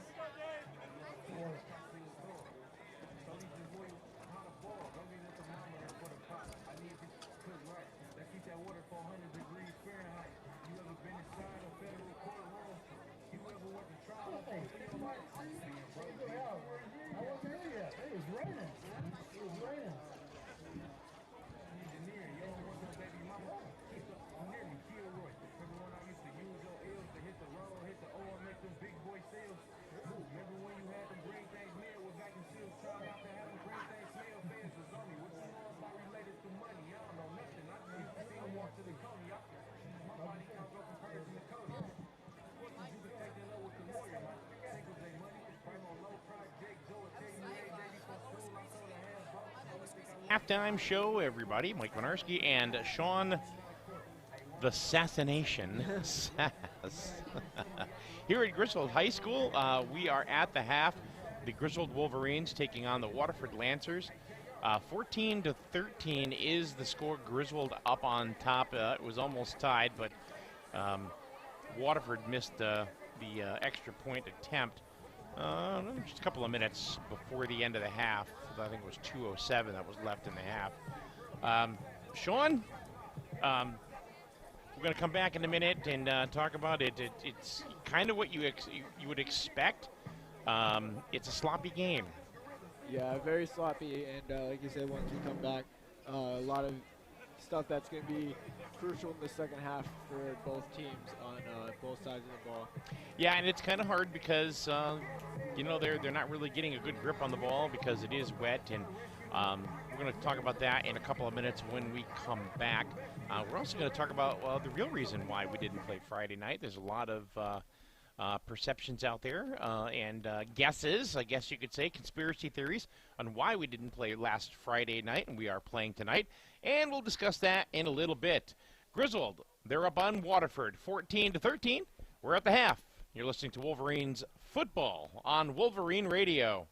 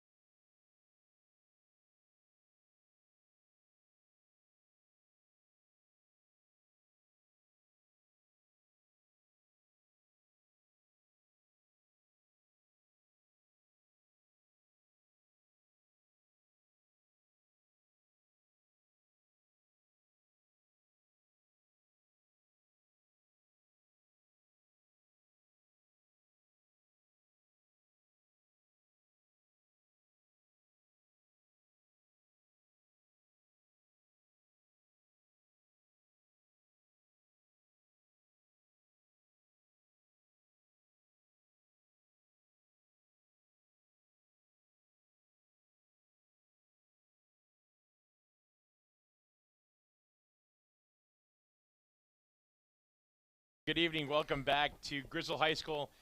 We are at halftime. Mike Minarski and Sean the Sassinator Sass. I got a different name for you every single time, but of course, Josh came up with Sassination. Yeah, just now. Yeah. Yeah. At the beginning of the game. Yeah.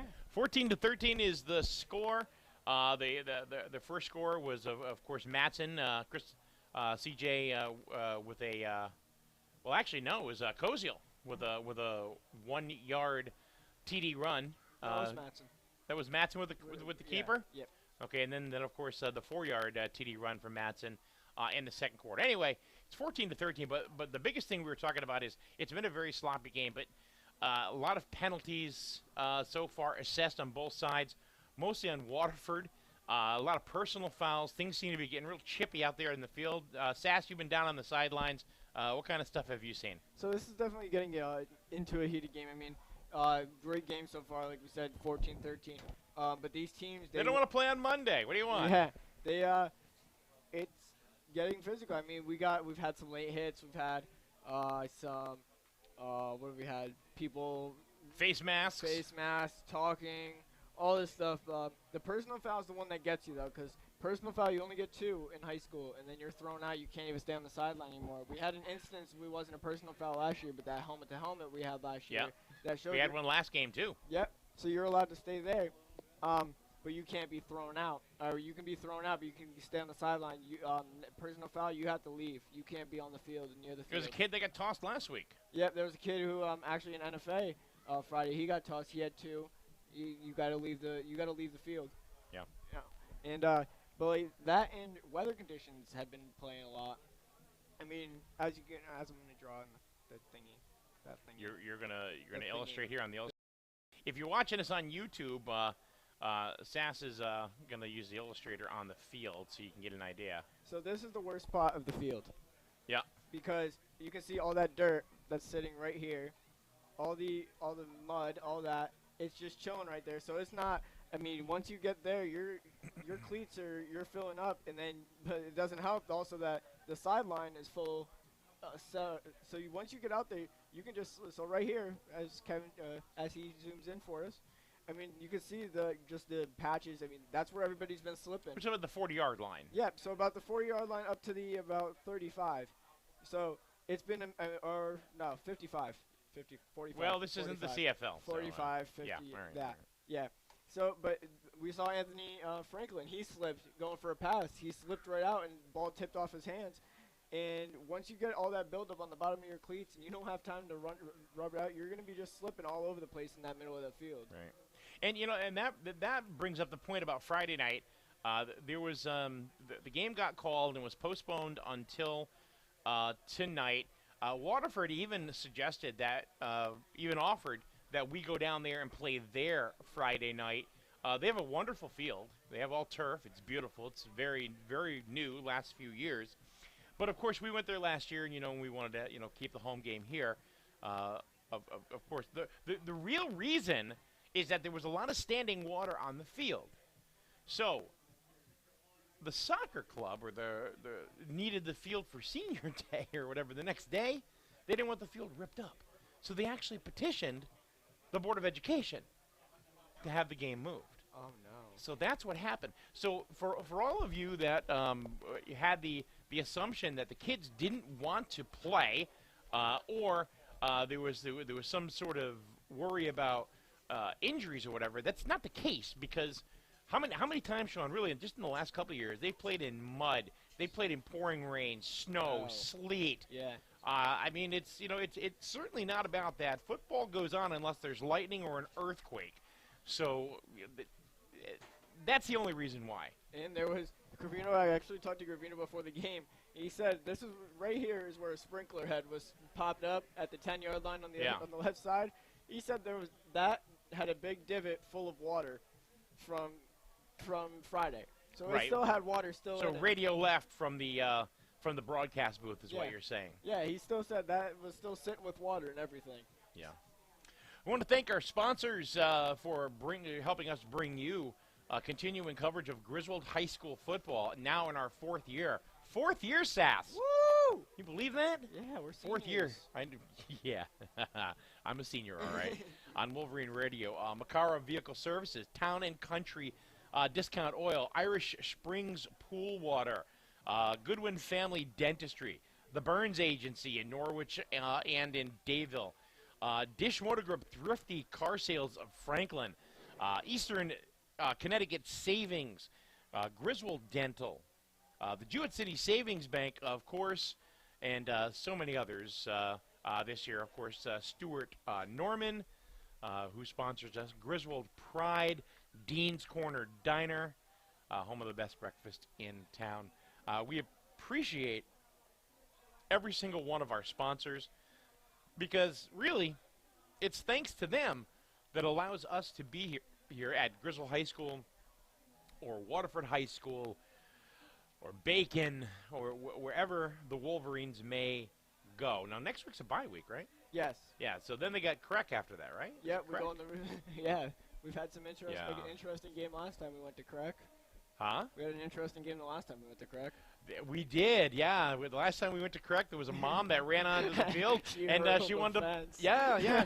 I thought she was going to play offensive line and give somebody a concussion or something. She was out there. She was mad. That's a day game too, right? That's It is a game. Saturday, right? Well, it's kind of like Bacon because they don't have lights. Yeah.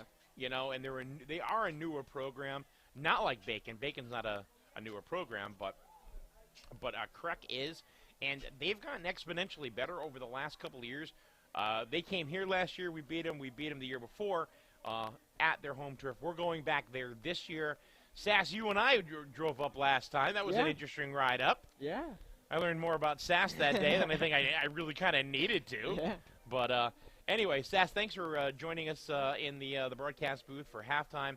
I'm excited about something. You know what I'm really excited about? What? We got basketball coming up pretty soon, right? Well, we got about 5 more weeks of this stuff. Yeah. 5-6 weeks. Well, actually, no, but it'll seem like 2 months. But Yeah. but there's only going to be like 5 games left. But basketball, it's the return of Mr. Anderson. Sean Anderson will be assuming his duties back in the broadcast booth, doing some home games for us, and it's exciting, and I'm very happy to have him back. Say something. Yeah. Basketball, that's right. How about you, KT? Are you in on basketball this year? As much as I can. That's right. We got Sean Anderson coming back, Sass. Geez, I'll actually do those games. I just don't know much about football.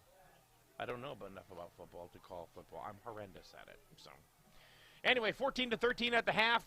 We'll be back with the second half of action. Going to give the microphones back to the people that really deserve them. That's KT, Kevin Thompson, and the voice of Griswold High School football, Pastor Josh George. Right after this, 14-13, third quarter coming up right here on Wolverine Radio.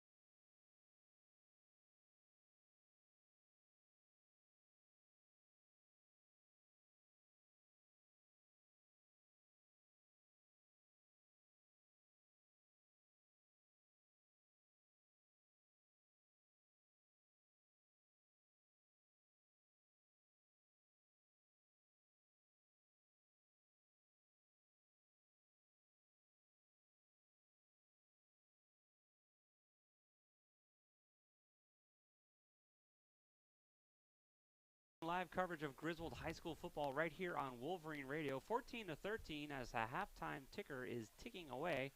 The men in green are taking the field radio left. The men in white from Waterford, the Lancers, are taking the field radio right.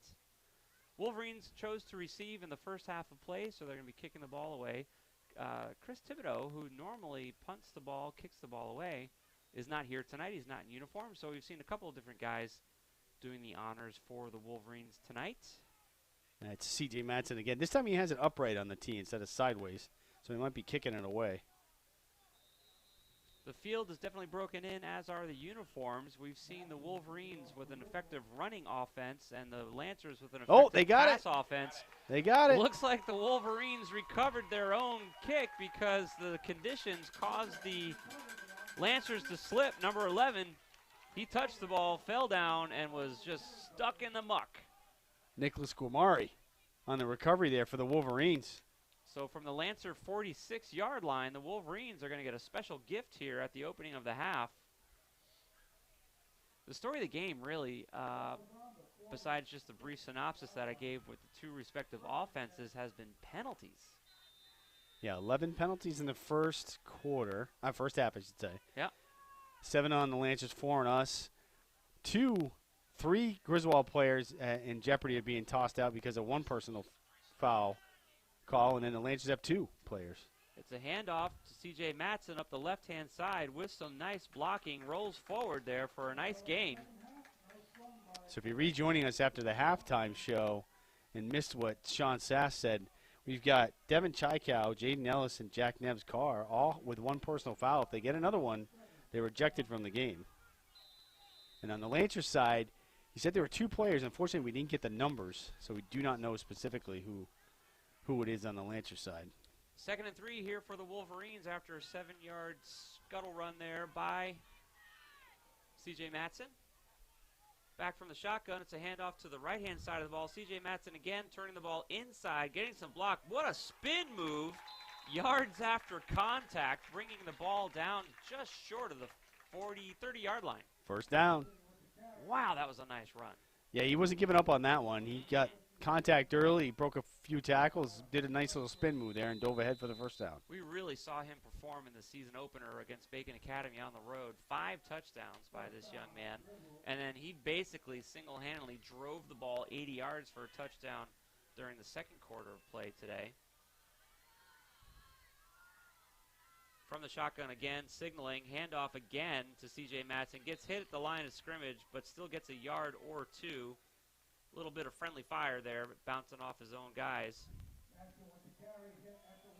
It's kind of funny based on his size, 158, 155. You think Madsen would want to run on the outside, but he seems to do a better job between the tackles. And he's shown a couple of times tonight that when he decides to put it into overdrive, he can take off. And so if he sees a gap, he just accelerates right through it. Special treat here, opening drive by the Wolverines. They recovered their own punt. The conditions rose up and smacked the Lancers down after they touched the ball. It's a pass over the middle. Number 34 was the intended receiver. Play broken up by number 18 from the Lancers. Yeah, Michael Sims on that one. Good coverage there by the Lancers. Really didn't have much. No. 3rd and 10 here. We've seen Koziel throw into some pretty heavy coverage tonight. That's the first time I think we've seen him throw over the middle like that for 20 yards. I think this is 4-down territory too, Josh, for the Wolverines. Sure. Not going to get much out of punting the ball here at the 32. 32. 3rd and 10 for the Wolverines from the shotgun. Number 21 in motion. It's a pitch back to C.J. Madsen, who's hit at the line. And that play was stopped short. Number 1 for the Lancers with initial contact there. Marcus Lavelle, 5'9", 205. Wow. On that tackle. Solid kid. Yes, sir. That's not beef around the midsection. No. That's elsewhere. Yeah. Yep, going for it here. 4th and 9 for the Wolverines from the Lancer 31-yard line. 14-13, the Wolverines are up by 1, trying to expand that lead here early in the second half after recovering their own punt from the shotgun. Koziel looking to his left, rolling to his left, throwing down Over the the middle, looking for Chappelle, looking for Chappelle, who couldn't get there. he couldn't. Chappelle was kind of down, right down the seam there, and because Kozier was drifting to his left, I think he threw it a little too far to the left. Chappelle was open. Yeah, that would have been a nice first down for the Wolverines. But instead, the Lancers are going to take over on downs on their own 31-yard line. So that was a 3-minute drive by the Wolverines. They were not able to capitalize on recovering their own punt. Again, a few of the kids tonight wearing different things of pink in honor of Breast Cancer Awareness Month. Actually, did they change it to just Women's Cancer Awareness or something like that? I don't remember. It's a quarterback keeper to the left-hand side. Wolverines scrambling to try and bring the quarterback down. Finally wrestle him down. Nice gain there. Looks like a first down for the Lancers. Yeah, Ryan Bakken on the carry there. Haven't seen that much. Maybe one other time, yeah. Just the second time tonight, and the first time it didn't work. I think he got chased out of bounds. Yeah, so 12 yards on that one. And then there was a holding call, and so it walked it back. So really he didn't get anything the first time he did it. It was a nice fake. He did a good job selling it. Again from the shotgun, dropping back to pass. Over the middle. Over the middle. Complete. Finds his receiver, brought down by number 5 at the 40-yard line in Wolverine territory. Logan Chappelle on the stop there. I tell you what, Kevin, that is a dangerous play if they keep executing it, because that looked really clean and really crisp, and that was a nice pickup for them. Yeah, it was a quick slant. I mean, plain and simple. And he was open and then got about 5-6 yards after he caught it. You have to wonder if one of the halftime adjustments was the coaching for Waterford saying, boys, we have to throw the ball because the secondary is not as strong as the defensive line for the Wolverines. Oh, bad snap. Botch snap. Quarterback covers it up and then is touched for the sack. 48, their own 48. Yep. That's a big loss. I tell you what, that's been the story of the night too, is that what with one thing and another. 12 yards. This is a 12-yard loss. It's surprising that it's a one-point game, because between penalties and that kind of stuff, it's like the Lancers are their own worst enemy. They really have some nice bones in their offense. Not in the run, because the Wolverines have shut that down. But this young man can throw the ball, and our secondary is not as strong as our defensive line. Exactly.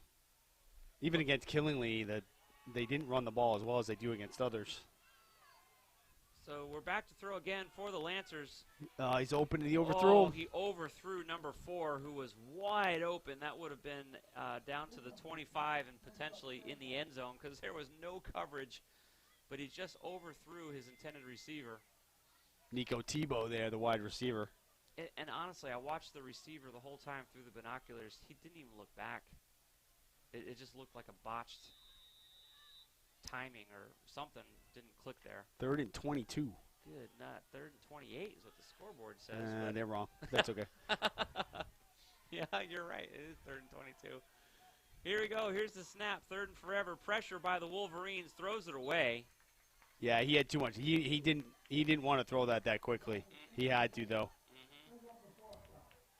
And then the receiver slipped as he was trying to come back for it. So. Yeah. The Wolverines have done a good job putting pressure on him, even though he's taking almost all the snaps from the shotgun. But this young man can't throw. But it just looks like their routes are either not clean or the timing is messed up, because a lot of times these guys are open. Like, they're blowing through the secondary coverage for the Wolverines. And if it ever starts clicking, we're going to be in trouble. It's only a 1-point game. But the Lancers getting ready to punt the ball away. Chappelle back for the Wolverines. Another high snap. Nice punt, though. And it bounces at our own 25, 26-yard line. And it looks like that's about where we're going to take over on downs. Let's take a quick break here at the beginning of the second half. It's 14-13, boys up by 1, and they get the ball back. Continuing live coverage of Griswold High School football right here on Wolverine Radio.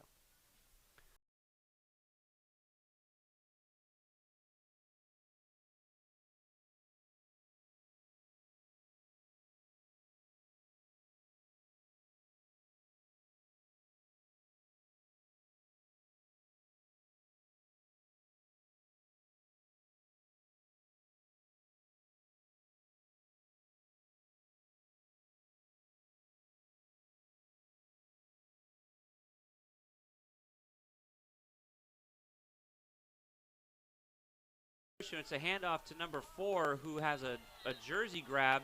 That play is stuffed. The ball's out. Lancers are saying they recovered it on the play.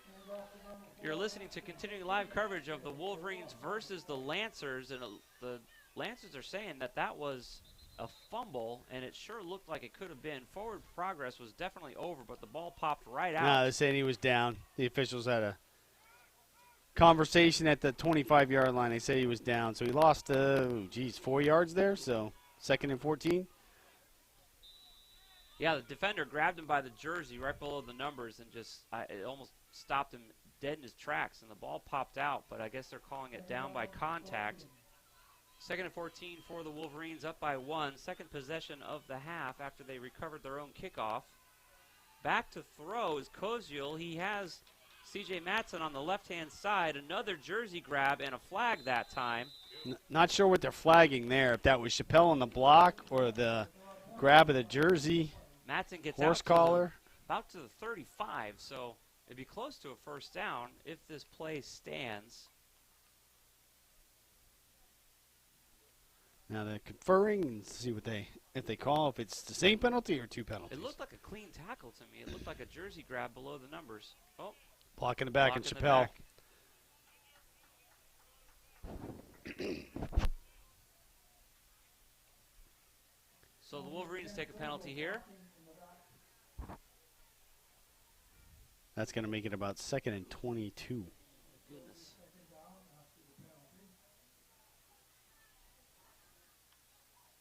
That was another good effort there by C.J. Matson. You know, he does not stop after initial contact, that's for sure. In fact, in a lot of his plays, he gets as many yards after contact as he did before initial contact. That last play is another example of that. So the ball moves back inside the 20-yard line, right around the 15-yard line. Got 4 wide receivers in this set in the shotgun, Josh. Looking to his left, wanting to go left, rolling left. He's under pressure. Koziel scrambling for the sideline and tackled right around the 20-yard line. He did not throw that time. Kevin, did you see the receivers? Were they covered up? I was watching. Chaikow was open short. I think he was looking for Franklin, and he was upset when he got up because I think he yelled at Franklin, "You got to come back to me if I'm scrambling. Right. To give me an opportunity to get it to you." Yeah. So 3rd and, what do you get, a couple there, so about 20? Yeah, scoreboard saying 3rd and 23. He did pick up a couple yards on that scramble for the sideline. 5 minutes remaining in the 3rd quarter of play. Wolverines holding on to a 1-point lead here, deep in their own territory, looking to bring the ball out and get it in the end zone. It's a very close game. Throwing to his right, he's got a receiver. Let's see if that's going to be a completed pass Incomplete. or not. Yeah, it's going to be close. Intended receiver number 34 for the Wolverines, Michael Sims. That's happened a couple times tonight. And it's almost like maybe because the turf is soft, the boys are used to being able to launch themselves back towards the ball. And tonight, their feet are going out from underneath them. Throws have been low, too, on both sides a couple times. And probably the ball's still a little bit wet, even though it's not raining anymore. I want to say that's the 3rd or 4th time tonight we've seen that. Punting the ball away are the Wolverines. Number 4 for the Lancers makes a clean catch at midfield, gets a few blocks, running down the sideline before being tackled right around the 35-yard line. It's going to be a change of possession here with less than 5 minutes remaining in the 3rd quarter. Wolverines maintain a 1-point lead. You're listening to continuing high school football coverage here on Wolverine Radio. It's a good field position. Yeah. One play for these guys. One play. Yeah. That's the only play they have. It's in the end zone.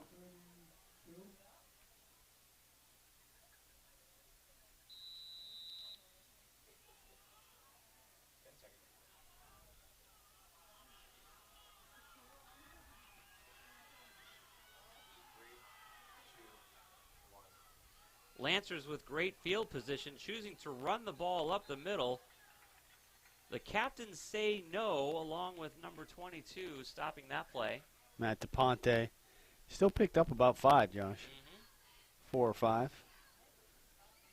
Good field position here for the Lancers inside the Wolverines 30.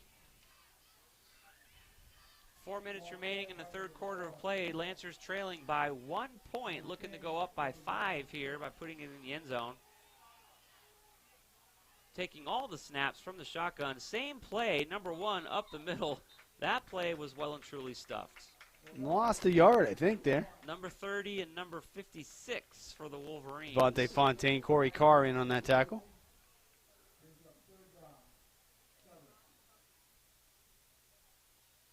In the field, announcer Lou D'Amico saying 3rd and 7 for the That looks Lancers right. here. Yep. Surprised they haven't tried to throw it once here. You know, this is their bread and butter from this range. But let's see what they do here. Low snap, under Blitz. pressure. He's in trouble. He's down. Number 22 with a big sack there for the Wolverines. Going to force the Lancers to make a decision. Third quarter, down by 1. Great field position. 4th and 7. I think they're going for it. I would. DePonte on the sack there. I think it's the 4th sack tonight, Josh, that they've had. One was a bad snap, but I think we're starting to see the field conditions. The quarterbacks are having a hard time scrambling just because the traction is a little bit sloppy tonight. So, it's getting chewed up, too, the more and more they're in the middle of the field. and plus our defensive line, they handle business. I mean, that's what they do. They put pressure on the quarterback. So, Timeout, Waterford. Waterford takes a timeout. We're Could going to hear take the a coach quick yelling break. all the way across the field. They're going to make a plan, and we're going to give you over to our sponsors for just a second. 14-13 here deep in the third quarter. Continuing coverage of Griswold High School football right here on Wolverine Radio.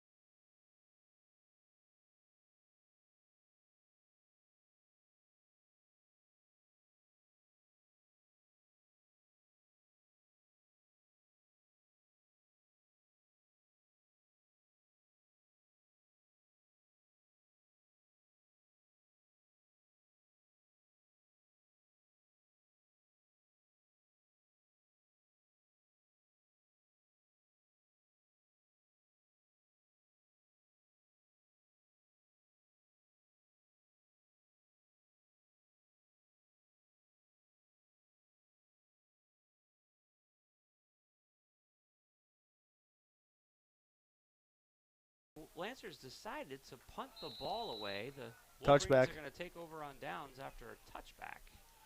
So the ball will come out to the 20. Yep, rolled out through the end That zone. was weird, Josh. That We was- both were thinking, hey, you're down by 1. Why would you take a timeout to punt the ball It's away? nearly, the third quarter's almost over. Or you're at the 33. Why would you not just take a shot? They're in this game. I mean, there's a lot not working for them, but it's only a 1-point game. Closest game of the season so far for the Wolverines. And I don't know, Lancers missed an opportunity there because the one play they have that works would have worked great from their own 30, from the Wolverine 35. But whatever, Wolverines take the ball on their own 20, 14-13. Kevin, here we go. We're back at the line of scrimmage. Back to the split wing formation here. Anthony Franklin's going to get a chance to run the ball up the middle. Number 54 trying to open up a gap for them. Not much but there. No, sir. Yeah, Jaden Ellis is trying to lead that block, Yeah. but No. 51 for the Lancers came in, made a nice tackle. I think it's 51. Maybe the wrong number there. 61, sorry. Lancers have white jerseys on top and below with blue trim, so they're starting to show some mud, whereas our boys are, you know, the dark Kelly green with the black trousers, still looking pretty respectable. Will Sutton in on that tackle. He's a freshman, 6 feet, 200. Here's the snap. It's a pitch back to number 4, C.J. Matson, who cuts Nice back cut. into the middle of the field. Does a First down. great job after contact. Number 53 finally stopping that run. That's what we're talking about with C.J. Matson, is he sees a gap and then he explodes through it. I mean, he takes off. And Yeah, he's that play able was to- designed to go to the outside, and he just cut it back up the sideline there a little bit in. Nice cut off his left foot You know, for a nice gain. I don't know if he's processed it this way or not, but it's almost like he's using the size of the lineman against them, because their reactions are slower than his speed, and he's counting on it because he makes running up the middle look easy through these small gaps that he just Got a penalty here, Josh. I didn't even see the powers hanky. through. No, I didn't see it either. Holding Oh, my goodness. right at the line of scrimmage, too, so that's going to be 2nd and 20. Yeah, we're back at our own 10-yard line, so everything that just happened, you can forget about it. First down now is out at the 30, and we're going to take the snap at the 10. I think that's the first penalty of the second half, isn't it? Maybe. Almost went a whole quarter without a penalty. Good night. Yeah. Minute and a half remaining in the third quarter of play here. The boys are holding on to a 1-point lead deep in their own territory, trying to make some magic happen here at the end of the third quarter. Back to throw is Koziel. Screen. A little wobbly pass to number 7, who's got some room to run. He's got some blocking. He's tackled at around the 20-yard line. Nice 10-yard gain. Looks like he got out a little beyond the 20, so a little past the line of scrimmage. So 3rd and manageable, 3rd and 8. Yeah, we don't see the Wolverines do that very often. That was Jack Nev's car. I was going to say, we don't see him catch the ball very often. Nice pitch and run there. It was. 45 seconds remaining in the quarter. Koziel comes into the huddle with the play. This might be the last play of it's gotta the be, quarter. It's going to be under 30 seconds by the time they snap the ball. 3rd and 8 is what the scoreboard is saying. Anthony Franklin in motion in the backfield. Back to throw, looking down the middle of the field. Sees a gap. Hold on to the ball. Running through the middle is Koziel before he's tackled. Got the first down, it looks like. Number 4. Just for a the little bit beyond the Lancers yard marker. was able to get a hold of a shoulder pad and bring Koziel down. Clock is going to run out there, folks. So we're going to take a quick break. 14-13, boys hang on to the ball and the 1-point lead. You're listening to continuing live coverage of Griswold High School football right here on Wolverine Radio.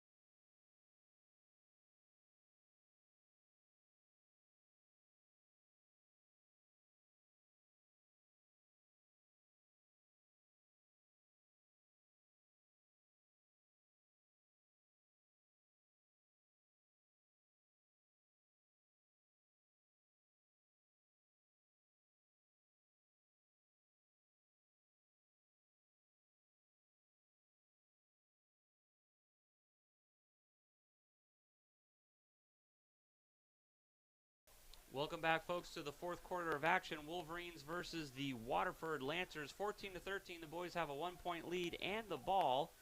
A couple of mentions for you here at the beginning of the fourth quarter.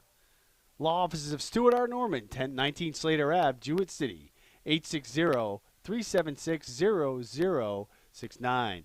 Indeed's Corner Diner, downtown Jewett City, breakfast and lunch. If you're looking for a great breakfast and awesome sandwiches, go to Dean's Corner Diner in downtown Jewett City.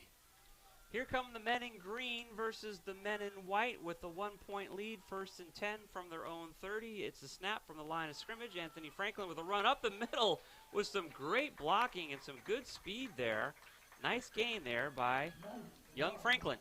Just about a yard short of the first down, so it'll be 2nd and 1. He's one of those guys where as soon as his second foot plants, he's at full speed. Yeah. So he's quick. you get up to speed fast. He's quick. Yeah. He's a fastball. C.J. Matson's like an off-speed pitch. He looks slow, and then he explodes. It's a pitch to Franklin on the right-hand side. Gets a block from C.J. Matson. Has the first down.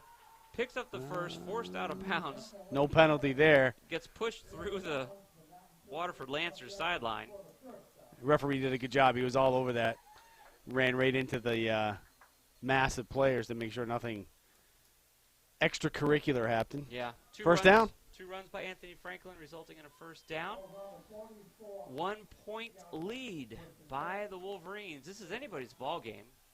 honestly, it feels like the Wolverines should be ahead more than they are, but let's see if they continue the run march down the field. This is what they did last time when they scored in the second quarter. Scoreless third quarter. Boy, C.J. Matson broke a nice tackle there. He didn't think he was down. He was whistled down. You get about a yard or so on that, Josh. Didn't really have much there, and he kind of made he could have been tackled for a loss, but he made a little something out of nothing. That's him after contact, man. It's like he gets fired up as soon as he gets hit a little bit and says, we're just getting started. That'll be a good time to see if they can get something going in the air. Broadcasting live tonight from the Griswold Pride broadcast booth. Thank you to Miranda Nagel and crew for everything that you guys do. 1 point lead here by the men in green, trying to make it more. It's a fake and a keeper. Option. Koziel's keeping the ball, running around the right-hand side, takes a big hit by number 44, who stands him up. But a nice gain there by Andrew nonetheless. Just shy of the first down, I think. They're close to the yard marker. Let's see where they spot it. Really close, Kevin. That's closer than I thought they were going to make it. That's less than a yard for sure. It's about a football. So Koziel crosses midfield. They're going to measure. Definitely, yeah, they're going to measure here. We'll take a quick 30-second spot while the refs measure and make sure that Koziel did not, in fact, get a first down, but he's really close to it. Stay tuned for the conclusion here of the fourth quarter, continuing coverage of Griswold High School football right here on Wolverine Radio.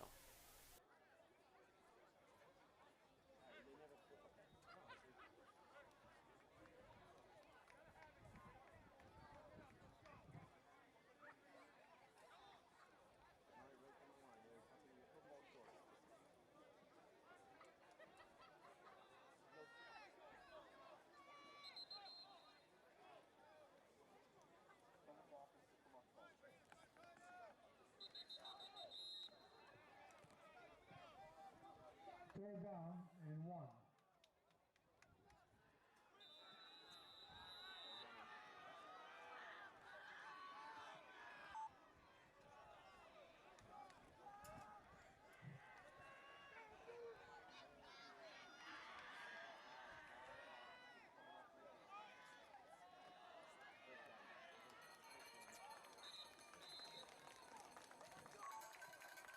Nice run up the middle. C.J. Matson for the first down here with less than 10 minutes remaining in the fourth quarter. 14-13, Wolverines on top by 1 of the Waterford Lancers. Run is what we're seeing here in the third and fourth quarters. Scoreless third quarter. So Matson between the tackles, Franklin on the outside on this drive has been working for the Wolverines down to the 42 of the Lancers. Yeah, Koziel hasn't thrown the ball much this quarter or last at all. It's another run up the middle. C.J. Matson has some room to move with his speed. He just finds the smallest gap and plows right through it. Nice run there. Picks up about 8. Lou said 5. You said 8. Let's see what it is. Look where the ball spotted. 6.5? Yeah, I mean, I'll split the difference with Lou. I don't have a problem with that. 2nd and 4, so there you have it. Yeah.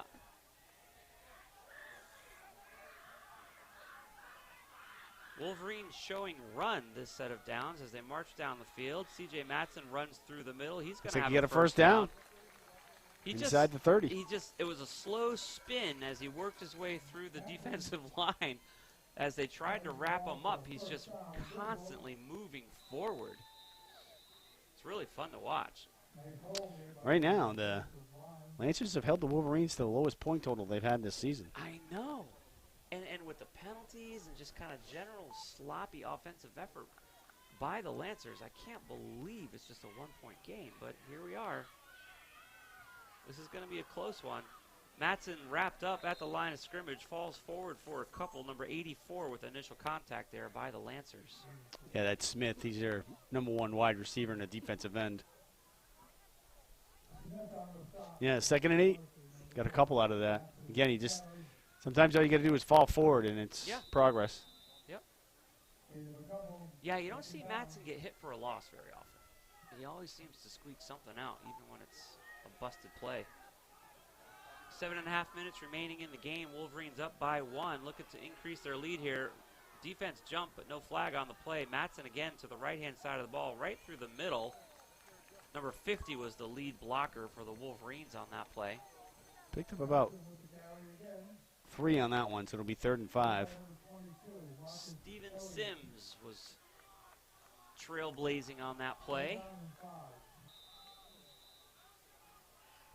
4-down territory for sure here, Josh. Yep. Yeah, they need to keep going for it. Let's see, they're inside the 25. Yep. Lancers getting fired up on the far side of the field, encouraging their defense on to stand firm. It's Pitch a to pitch Madsen. to Matson to the left-hand side. Boy, I didn't see the blocking there like I normally do. Yeah, he tried to cut it back up inside and ran into a bunch of white jerseys. Well, Yeah. whitish brown jerseys. 4th and 2. It was Cody Carr that time trying to trailblaze for C.J. Matson. Now we got an injured player for Waterford. Okay, Waterford is going to take an injury timeout here as the young man is lying on his back, slow to get up. So we'll have a minute or two here as he's attended by the medical staff on the field as he takes his helmet off. So we'll take a quick mention here. Kevin, talk to us. Goodwin Family Dentistry, 25 East Main Street, Jewett City, 860-375-4483. Modern dentistry, old-fashioned values. Thank you, sir. And it looks like he might have something a little more serious. And it's really only been the second injury timeout we've had. I know. The first one was on the interception Number when the 22. Lancers intercepted the ball. He kind of fell awkwardly and looked like he knocked the wind out of himself. That was Marcus Elliott. He didn't get the number on this one. It's hard to see because their uniforms are really dirty Yeah. at this point in the game. Yeah, this young man has seen a lot of action, that's for sure. His uniform is no longer white. You can see him moving his arms and his hands. He's got his left leg straight out and his right leg bent at the knee, lying on his back. We'll take a quick break here while the young man sorts himself out, talks to medical staff. You're listening to continuing live coverage, 14-13, Wolverines still up by 1, right here on Wolverine Radio.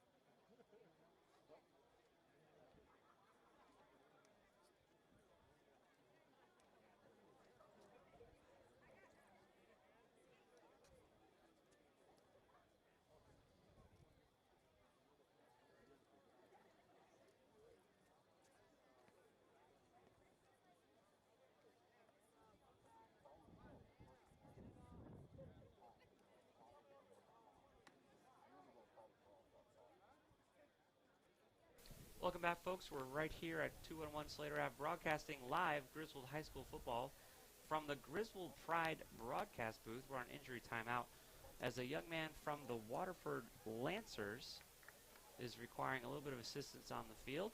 So the medical staff is continuing to take care of him, and I'm sure they're going to sort things out in just a few more moments. But gives us a chance to recap a little bit of the events going on in the community this past weekend and coming up.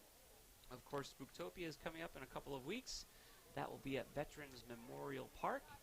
And I know if you're interested in being a trunker, Ryan Aubin is doing something special this year where if you volunteer to be a trunker, which means you pass out candy to the thousands of students that come for that event, you get to go through the trunker line yourself early. 5 to 6. Yeah. They get to start at 5, and everybody else gets to start at 6.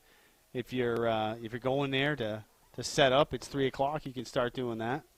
So we'll be there. River Church is going to be there. I got a text today from my friend who helps us create some of our crazy stuff. He's working on a smile cloud generator. I'm sure Eric will be able to pull that off. I'm looking forward to seeing how that actually works out. It's helium-infused foam that floats into the atmosphere in various shapes. So we'll see if that works out for us or not. You know what was a huge hit? What's that? Speaking of another talented person at the Tough Buddy, was those little straw rockets that we had Yeah, the I think kids that was Tyler. make. Yeah, Tyler Had Lundstrom, one of our River Kids directors at River Church. Tough Buddy was last weekend. We had 260 students sign up, about 280 show up. We had a good day, beautiful weather. Community came together. We had a big time. We are going to be sponsoring a special activity for the first time on Columbus Day at the Tamarack Lodge. We're calling it Survival School. It's a partnership between Quinnebog River Church and Voluntown Baptist Church. It's a day of intense survival skill training for middle school students. It's going to be canoeing and fishing and various means of how to start a fire. I'll be teaching some courses on how to build a rope bridge, archery, and, of course, lunch by Val out at the Tamarack Lodge. So we're looking forward to having some middle school students join us on Columbus Day for that. We haven't done it before, but we think it's going to be a fun day.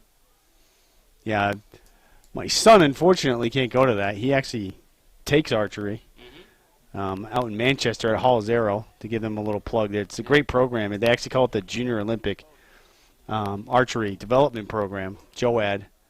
And they have every class is about 20 lanes, and they're all packed. So they do a great job. But that's going to be a fun day for those kids.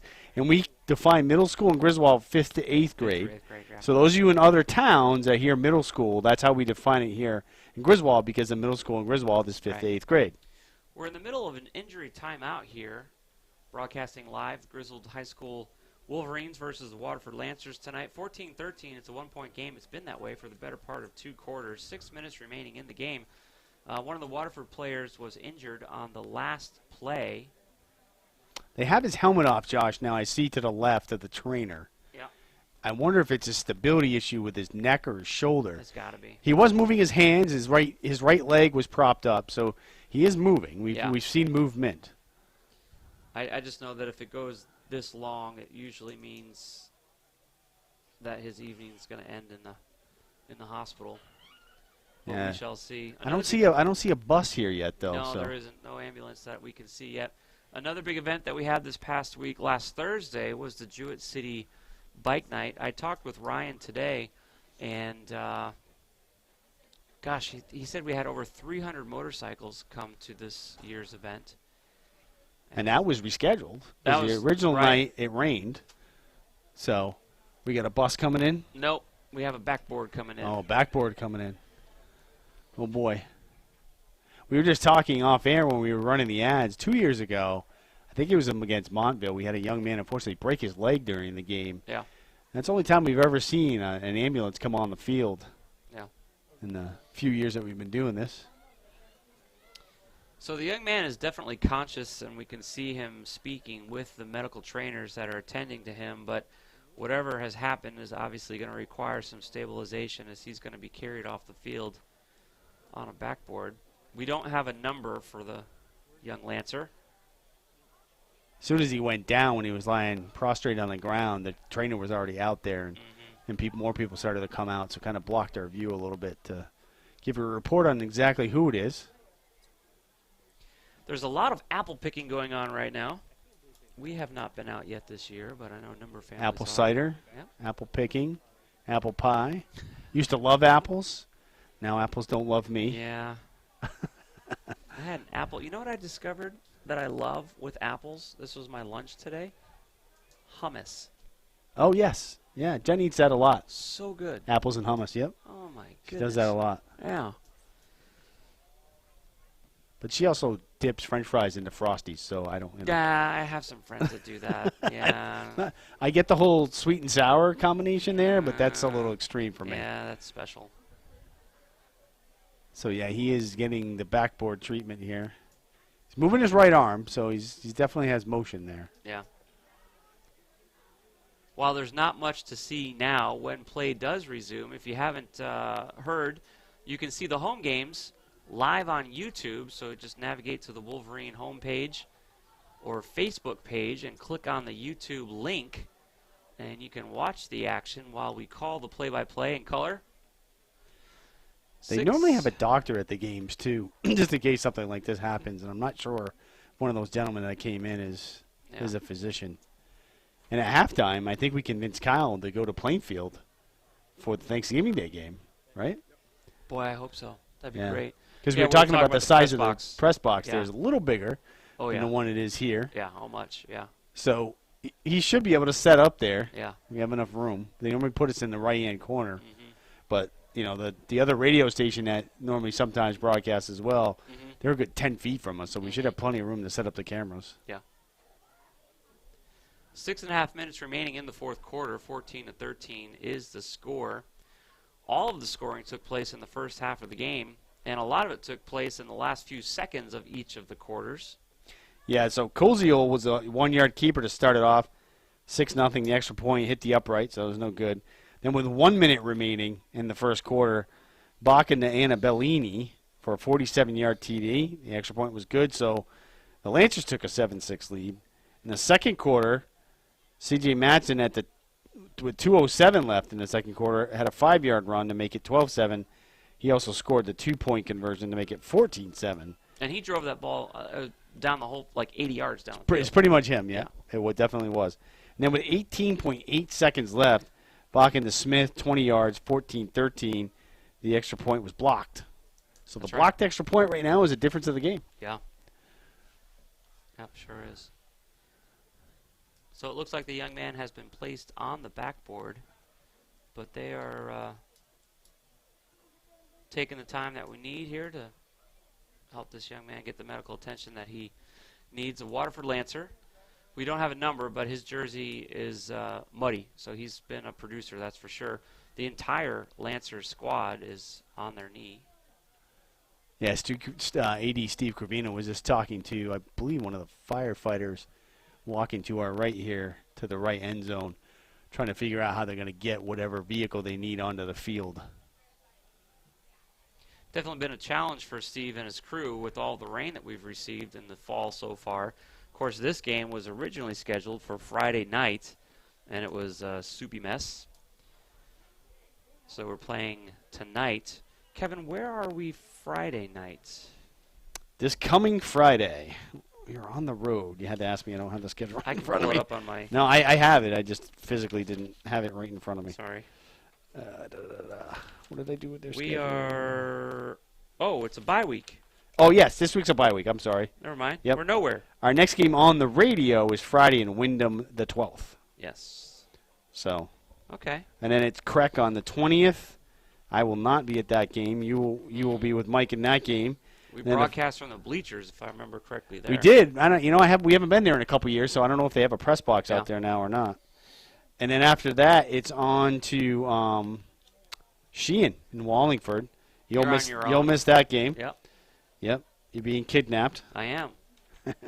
Looking forward to it. And then that's a big game because Sheehan definitely is generally a powerhouse in Class M. So that'll be a tough game to see exactly how far the Wolverines have come. And then it's Amistad, which I hear is struggling this year. And then Trumbull at home, so they come to us. That would be another hike if we had to go down there. But that should be an interesting game too because Trumbull obviously much larger town, much larger school.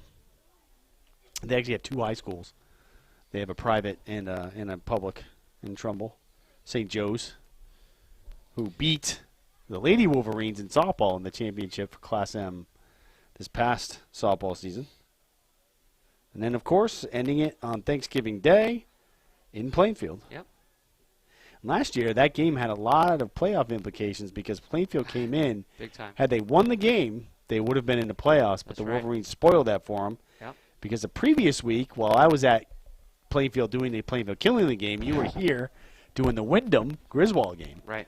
And Griswold, unfortunately, lost to Wyndham, who had been struggling all year. Right. And eliminated themselves from the playoffs in that game. Yep. Oh, here we go. The ambulance has arrived. Coming on. Every athlete is on a knee now. That's a general posture. I mean, you teach that in T-ball. Yeah. And Pee-wee. at all levels. If somebody's hurt, everybody just takes a knee and then Yeah. be patient. Yep. But we're going on This is one of the longest about 10 minutes. injury timeouts we've ever had. About I 10 think. minutes, I'd say. Yeah. Just talked to Carvina. He said that the kid got his neck crunched really good, his neck and his shoulders. So it looks to be a neck injury from what Mike is telling us off air. I probably heard it a little bit. The whole entire Lancer team is coming out to surround the kid. Again, we can't see his number. We hope we get a number. Now they're telling him to back off.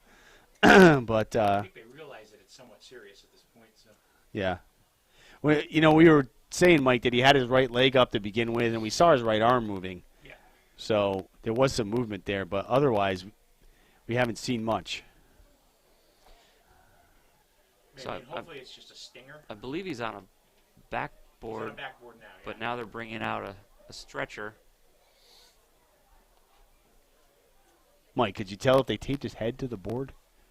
No, I didn't see that, and the AD didn't tell me that either. Then again, I didn't ask him that. But we might be able to see that. They're going to Yeah. flatten it out, though. We can't even get his number yet because he's been down and people around him the whole time. So we're hoping we can see it when they lift him up. At least get his name on the air. People from Waterford happen to be listening.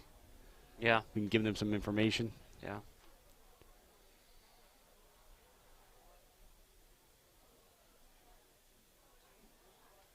Now, is an ambulance normally here on site, or do they have to call for it? Normally the EMTs are here. Sometimes American Ambulance will be here on a Friday night. You know, they'll set up shop here, kind of like they'll do down at Veterans Memorial Park during an event. Right. I don't think they were on site tonight. No. Because I know there's a rule at certain sporting events that you only have an ambulance on site, and if that one leaves, they have to wait until another one comes before they can restart. Yeah, I can see the young man. He's just crossed his arms. You know, he's trying to make himself comfortable, but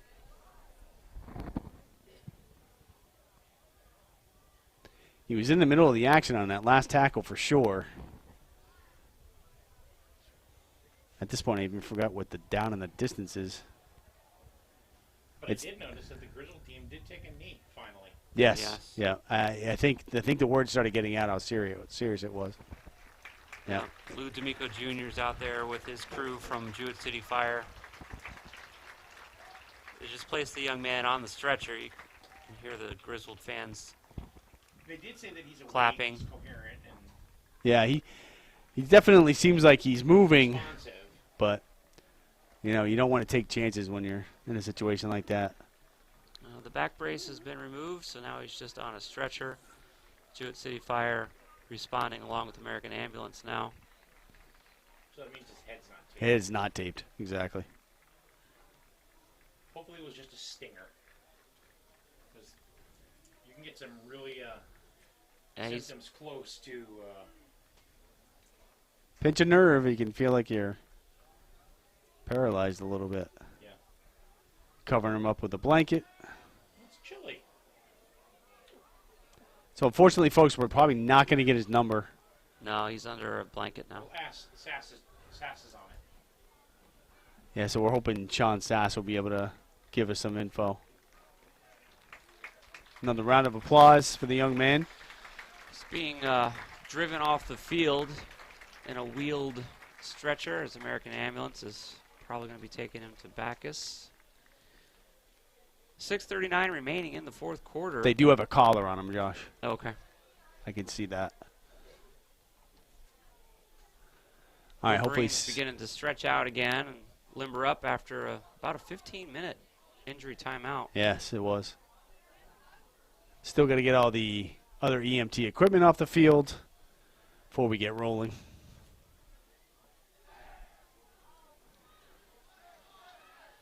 (14 to 13), the Wolverines maintain a 1-point lead. They are in the middle of a drive. I believe when play resumes, we're going to be right around the 20-yard line, right on the 20-yard 20-yard line. Yeah, It's fourth and I think about 3, Josh, if I Yeah. remember correctly. yeah.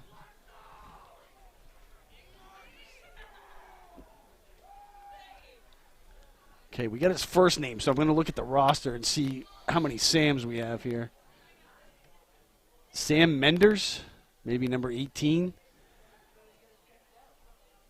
That's the only Sam I see on their roster. Okay, so possibly Sam Menders from the Waterford Lancers is receiving medical treatment for a hit that he sustained during the last play, which was about 15 minutes ago. Yeah, he's a sophomore, Josh. Mm-hmm. 6 feet, 155. Mm-hmm.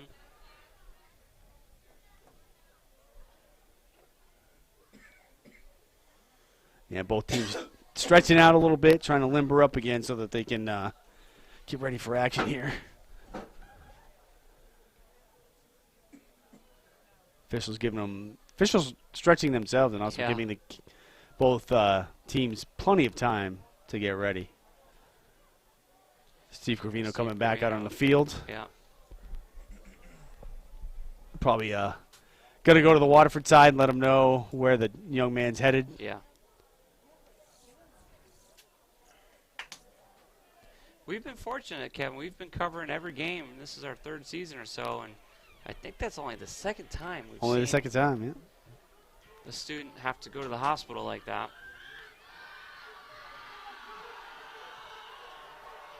You know, we love competition in sports. The reality is that no matter what sport that you participate in, there is danger. Lancers cheer crew is getting the Lancer fans back in the game. Yeah, they need to stop here. 4th and 2 or 3. The Wolverines get a first down here. Just under 7 minutes to go. We'll see what happens. Play resumes here from the Griswold Pride broadcast booth. It's an option. It's a keeper. Cozio looks like he's short. Cozio looks like he may not have come up with the first down. The Lancers are saying that they're going to take over possession, that they made the stop.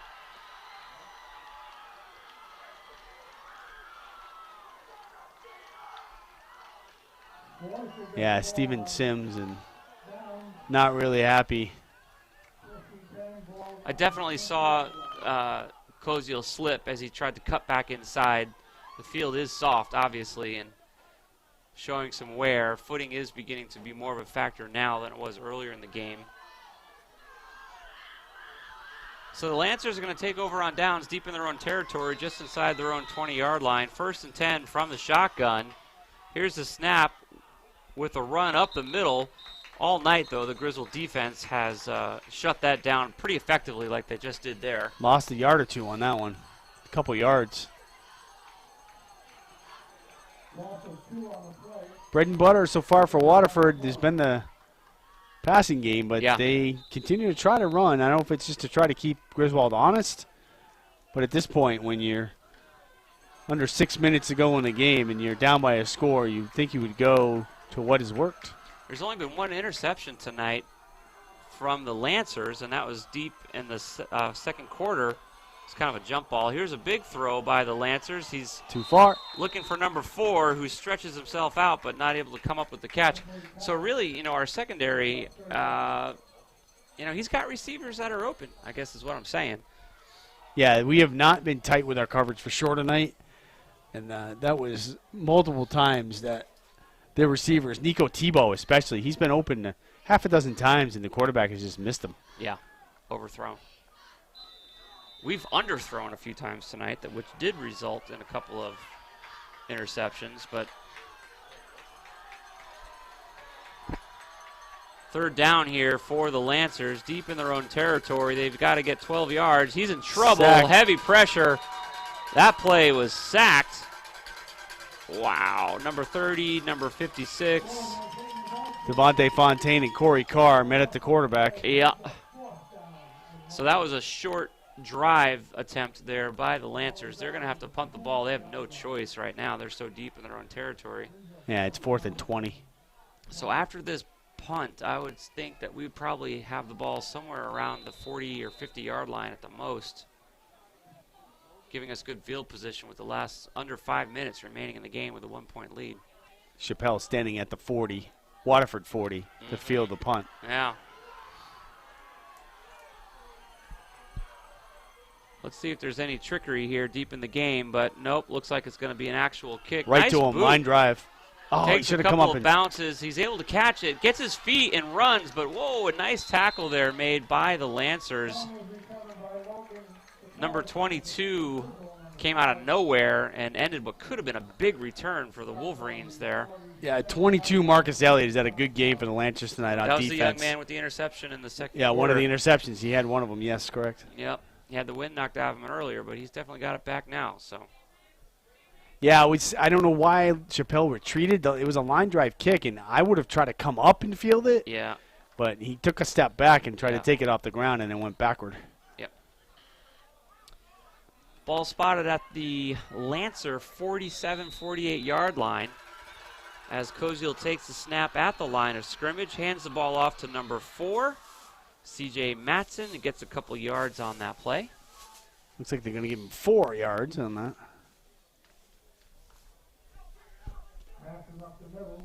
4 minutes remaining in play.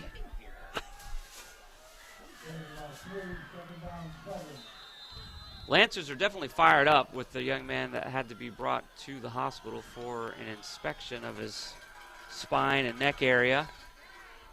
Lots of action going on the far side of the field from the crowd. Yeah, it can definitely give you some momentum. Unfortunately, it didn't work for him on offense. No, maybe they're hoping it will on defense as C.J. Matson runs around the end, bounces Nothing there. into number 1, and then number 22 finishes him off. Oh, There's a flag. Yep. Late flag. That's Big going to be a late personal flag. foul. That's going to be another personal foul. He drove against him into the ground and then Waterford. stood above him and taunted him. Yeah. How many personal fouls have there been tonight? That's 8, I want to say. And I'm saying like what, 5 or 6 against. It's and you know what? Waterford? It's 9. I'm sorry, it's 9. It's 6 against Waterford, 3 against us. Man. So let's see what the sportsmanlike conduct. So play called unsportsmanlike conduct against defense. So let's see. CJ was shoved out of bounds right around the Waterford 40, It's a 15-yarder, Josh, so it'll bring him Yeah. down to the 30-something. 34 because he went out at about the 49. Yeah. He was trying to turn the corner, and he ran right into a defender. I believe it was number 1. And then I think it was number 22 that had the personal foul called against him.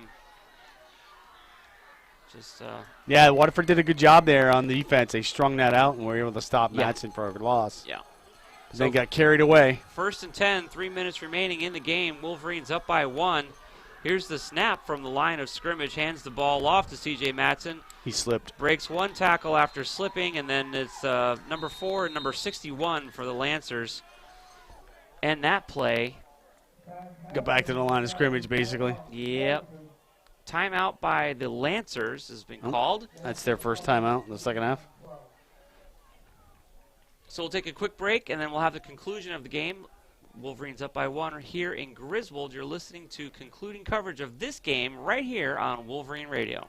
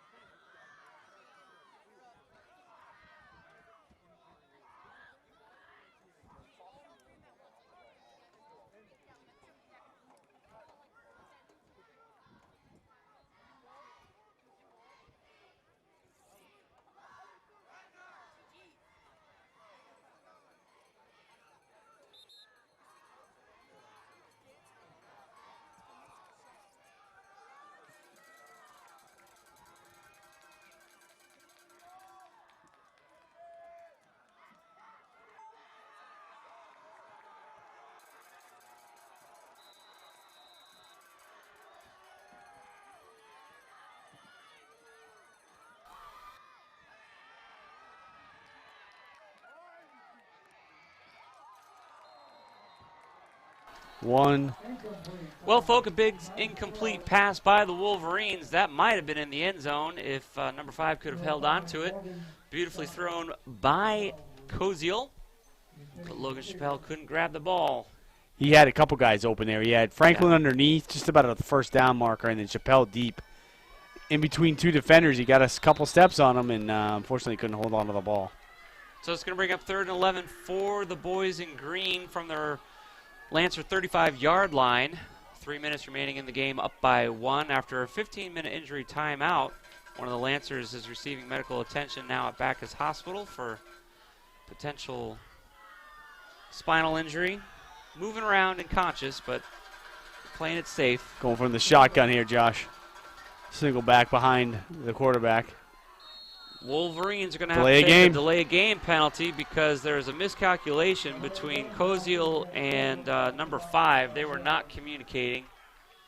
Koziel and Chappelle. There's some confusion there. So It started even before that, Josh, because when Koziel was going back to the huddle after getting the play, he turned to the sideline and was yelling something Yeah. like, I don't know if he didn't know the formation or the snap count, yeah, but they got into the huddle a little bit late. So that was a bad situation before they even snapped the ball.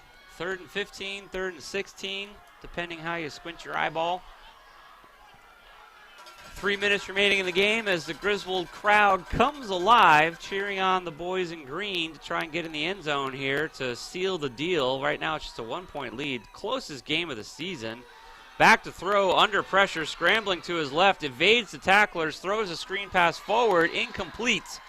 Tried to get it to Sims, I think, there across the middle. Well, Kevin, you're at the 40, 45-yard line. 16 yards to go, 4th and 16. Looks like they're going for it. I would. Looks like they're going for it. I mean, it's a gutsy call, but, I mean, field position really hasn't been too. I mean, it's such a close game, but our defense, they shut the run down, bottom line. Our defense can definitely contain the run. It's just they get a couple of good plays off with the pass, and we're in trouble. Oh, they are punting the ball away. So the Wolverines do punt the ball away, take a conservative call here with 3 minutes remaining in the game. They down the ball right around the 5-yard line, deep in Lancer territory. So this is going to be tough for the Lancers. I'm trying to think if they've managed to have a 95-yard drive yet tonight. No, not that long. I don't think so. Not that long, but yeah. So it's they still have 2 timeouts left. Yeah. It's 2:47 to go in the game. Wolverines are hoping for 3 and out with possession like they just had inside the 50 and hope to drive the game home with almost 2 and 3/4 minutes remaining in the game. It's funny. This game. It's weird that it's only 1 point, just because it really feels like the game has been dominated by Griswold with so many Lancer penalties, but it's just a 1-point game. Back to throw, has his receiver wide open and misses him. He's throwing a little short behind the receiver. Couldn't get back to the ball. Number 5 assisting number 10.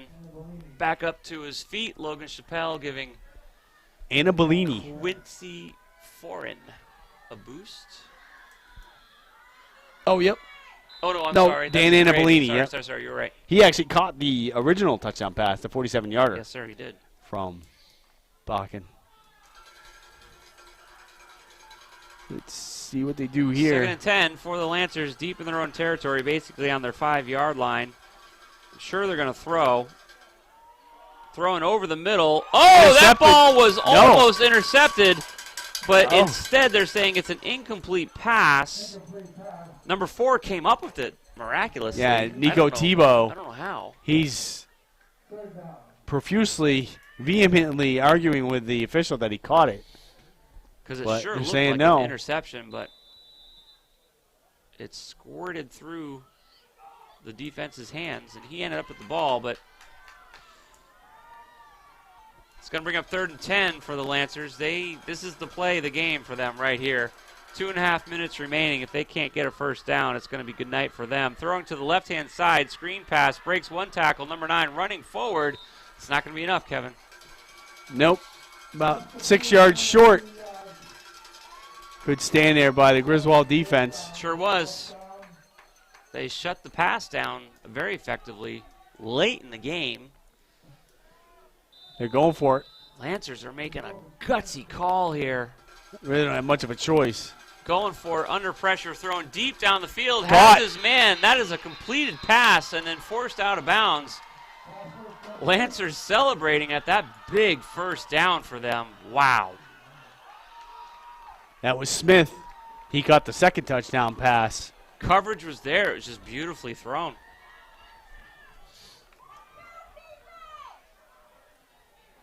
That was a massive play of the game for the Lancers right there. So what I've noticed, Josh, in this set defensively for the Wolverines is they're still only going with 4 defensive backs. So it's man-to-man coverage because the Lancers are sending out 4 receivers. Under pressure, quarterback's going to get sacked. Wolverine defense steps up big right there to end that play. Jaden Ellis looks like he got him from behind. He broke away from Steven Sims, and then Ellis cleaned him up. Yep, that's exactly right. Minute 40 remaining in the game as the Lancers are hurrying up right now. Throwing to his left-hand side, completed pass, but let's see. He was down. Yeah, he was down by because he had his knee down on the ground. Yeah. High school and college, once your knee hits the ground, you're down. Moves the ball just short of midfield for the Lancers. Hurry-up offense going here. They're going to try and pull this off. They try to run the ball across the line of scrimmage to get the first down. Don't look like they got it. I don't think they got it. Of course, they're saying they did, but the officials are going to have to make a decision here. Let's see as the pile untangles itself. They're showing 4th down. They may measure. Yep, they're going to measure. So the officials are going to measure this first down effort by the Lancers late in the game, trying to put together a drive. They just need 2 points to win, 1 point to tie. Kevin, I'm telling you right now that spot is short. If that's the spot, it's going to be short by inches. Let's see what the yard markers say. Nope. First down. First down. First down for the Lancers on their own 46.5-yard line. They're putting together a drive here, a nice 25-yard completion that saved the drive for them on 4th down rather. Gutsy play, minute 11 remaining in the game, trailing by 1 point. The Lancers are trying to squeak this out. Wolverines desperately looking to stop this offensive effort. Back to throw. Blitzing him.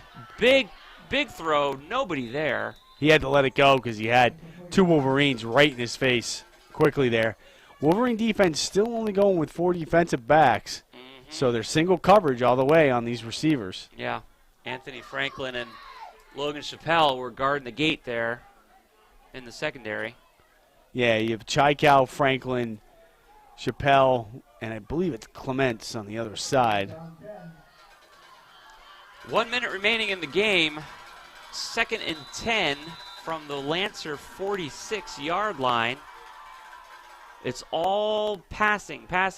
Over the middle, big throw, way overthrew his intended receiver, number 84. That's C.J. Madsen on the far side, not Clements. And the receiver, Smith, was double covered on the outside by Madsen, on the inside by Chaikau. Right. And this guy, this quarterback, he's got a great arm, but no loft. He throws fastballs. Yeah, he tends to throw frozen ropes. Yeah, that's good. That's exactly what it looks like. If he just lofted it and gave his receivers just a little more time, this guy would be really dangerous. He's plenty dangerous now in that he's only 1 point behind the Wolverines and very capable of putting it in the end zone. We've seen 50-yard plays tonight work out for this team. Lots of time going deep. And it bounces off into his head. Receiver. He catches it and runs into the end zone. That is a touchdown with 46 seconds remaining in the game. Like I was just saying, one other time during this game, we saw a 50, 55-yard reception. Kevin, that ball bounced off of his chest while he was running away from the quarterback, ping-ponged around, and he came up with it. The coverage was there. It was just thrown well. Unbelievable. 14-19.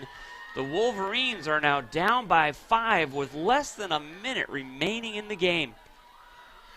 Unbelievable. I saw it. He was open, and when it just got over Chappelle's fingers, as he was trying to reach Yeah. up to tip the ball. He had a play on He it. obstructed his view because he didn't see it, and it hit him right off the shoulder pad. That's right. Bounced up right into his hands, and he was gone. That's right. And Chai Cow couldn't run him down. No.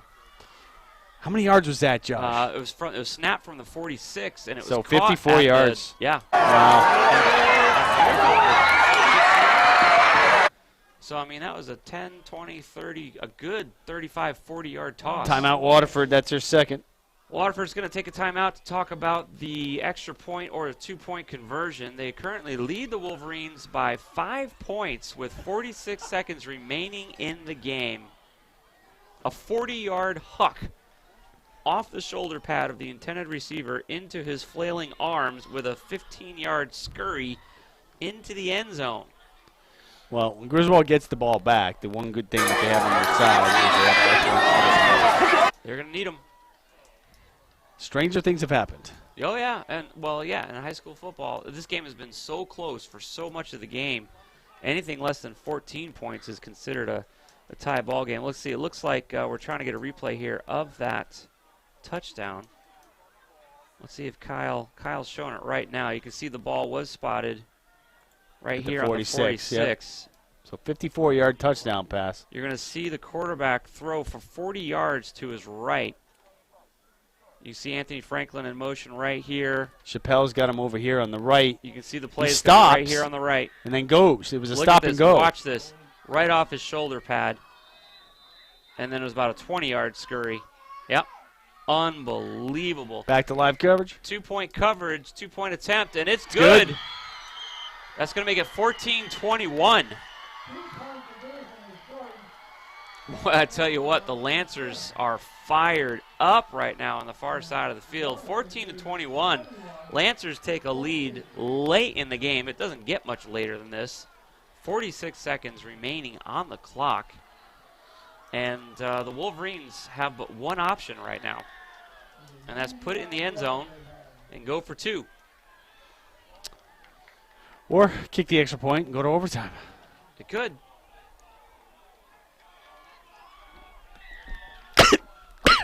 I know, I get all worked up too. I get so emotional. Kevin, keep it together. Woo! That water went down the wrong pipe. I guess so. You Wow. keep trying to breathe it, but valiant effort. Woo! Excuse me. We knew it was possible, and we've been talking about it all game, that the one, well, like our big question was, why haven't we seen that 4 times instead of just 2? Because that's the one trick that this team has from Waterford, is that 40-yard toss down the field. We saw it for a touchdown at the end of the first quarter. Looks like there was some confusion on the kickoff there. Yeah, they were trying to kick from the 30, but they kicked from the 40, so they're scooting the ball back. The Lancers here are going to kick the ball away. Let's see if they line drive it or if they actually kick it and give it some air. Let's see what they do here. Here comes the clock, which is the biggest thing. Nice, big, high kick. Cleanly caught by the Wolverines, just charging desperately down the field. Brought down just inside the 40. There's going to be some flags on that play. No flags. Boy, I thought for sure there was some extracurricular activity there, but Chappelle got it out to the 39, so not bad field position here. no. No, it's entirely doable, but it can't be a running game right now. They need to throw to the side a couple of times and get the clock stopped. They have all 3 timeouts, so that'll help as well. Yeah, so they could do a couple runs and then call a timeout. Let's see where Cozio lines up. Usually when he drops back, 4 it's gonna be a receivers to the throw. right. Yeah, okay, so 4 right. From the shotgun, looking to throw is Cozio. He throws left. He finds his receiver. He's got room to run. The ball is stopped just inside the 40 on the Lancer side of the field. That was Anthony Franklin. Made a nice play there. And in high school, the clock stops on a first down until the markers are reset. All right, so the clock is ticking now at 31 seconds and less.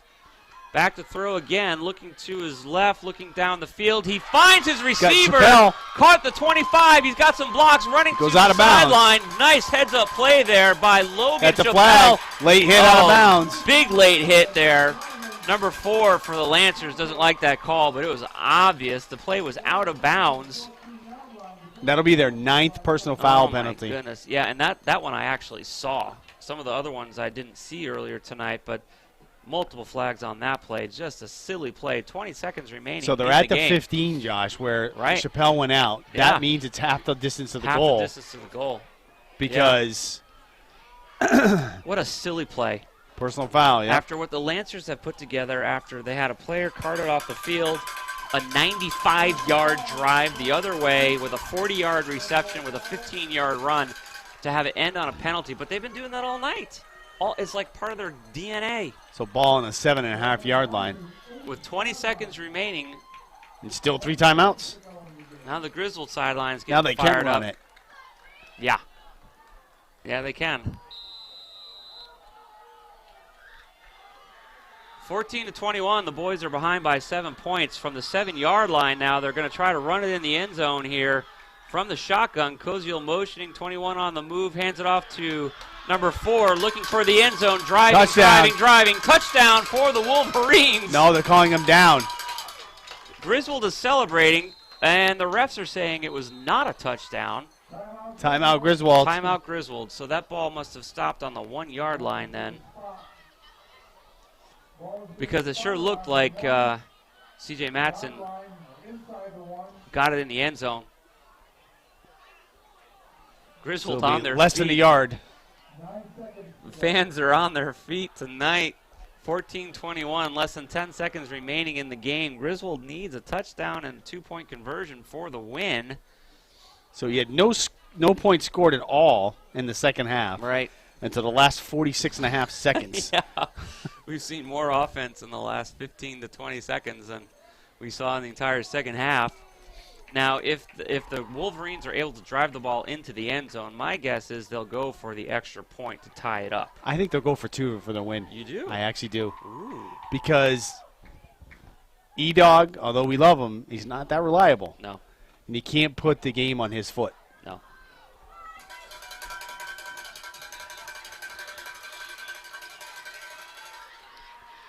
Well, the boys just took a timeout. They've got 9 seconds remaining in the game. They're down by 7. The ball is inside the 1-yard line.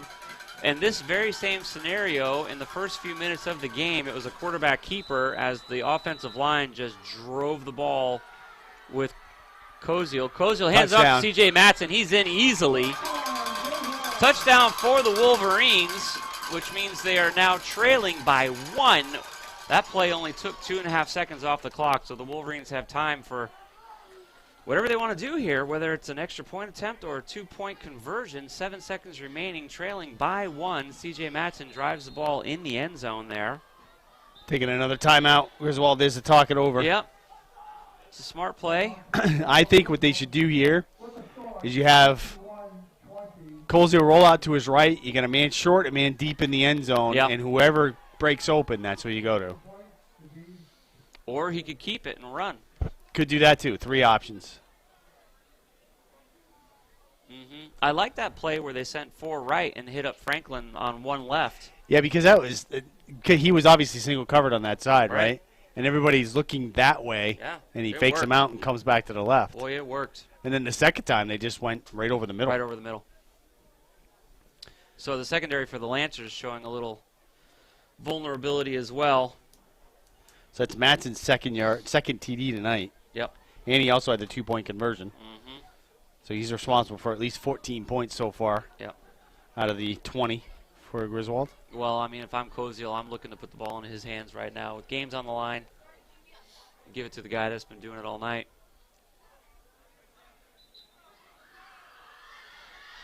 E-Dog is not in the huddle. Yeah, so they're going for 2. Going for 2. Here come the Wolverines. They have 7 seconds to win this game. They're trailing by 1 after an amazing 95-yard drive by the Lancers. They were at 4th and 20, and they got the first down and drove the ball into the end zone after an amazing effort. And here's the Wolverine response. Let's see it's enough. Here's the snap. It's a run up the middle. Nope. C.J. Matson. Stop short. No, he's not down yet. You stopped short. And that play is over, and no time was taken off the clock. No, not for an extra point attempt. Clock doesn't run. So the Lancers are celebrating big time. C.J. Matson was effectively stopped on that play. They just couldn't get the ball into the end zone. Trailing by 1, the Wolverines are going to have to kick the ball off. Lancers are anticipating a late in the game victory here. It was only within 1 point for the vast majority of the game. Well, they're going to have a chance to kick it off here. They can do the onside kick, see if that works. See if they can come up with the ball and then get one more play, maybe 1 or 2 more plays in. Again, I don't disagree with the call. Unsportsmanlike conduct, they're calling on Waterford for celebration. Oh, no, on Griswold, actually. What? It's going to be, yeah. They had a Lancer out there doing a snow angel in the middle of the field. Hey, he just pointed to the Griswold side. Really? So, okay. Well, it's just going to be assessed on the kick. So it's kind of a moot point at this point in the game. But it's, again, you know, I would have done something totally different there. Yeah. You come out in a formation like that, they know you're going to run it, and they just send all 11 guys. And trickeration, you know, make it look like it's a run play by the formation, but then send 2 guys out in the pattern, roll him out to his right. Yep. He's got 3 options to throw it to either one of them or to run it in himself. The way I see that is rightfully so.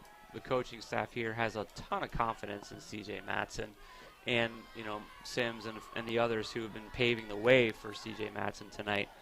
And so they put their trust in that, and it's been working. But, boy, that did not work tonight. You're right. It would have been nice to see if they had a couple of options because Koziel's good at making a decision. You know, he's a good heads-up quarterback. And if he sees it collapsing, he could have rolled left or right and then thrown. But so they're going to kick off from the 25.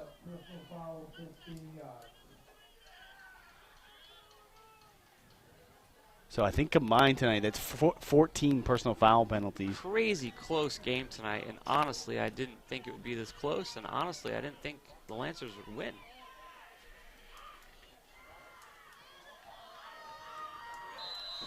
Tough break for the Wolverines here as they do an onside kick, 5, 6, 7 yards. It didn't go the required 10 yards. No, it didn't go the 10 yards. But it doesn't have to. The offense can cover it before that. So. And they did. 5 seconds remaining on the clock as the Lancers are going to come out and take the victory formation. Down by 1. The Wolverines, it looks like they're going to come up short here.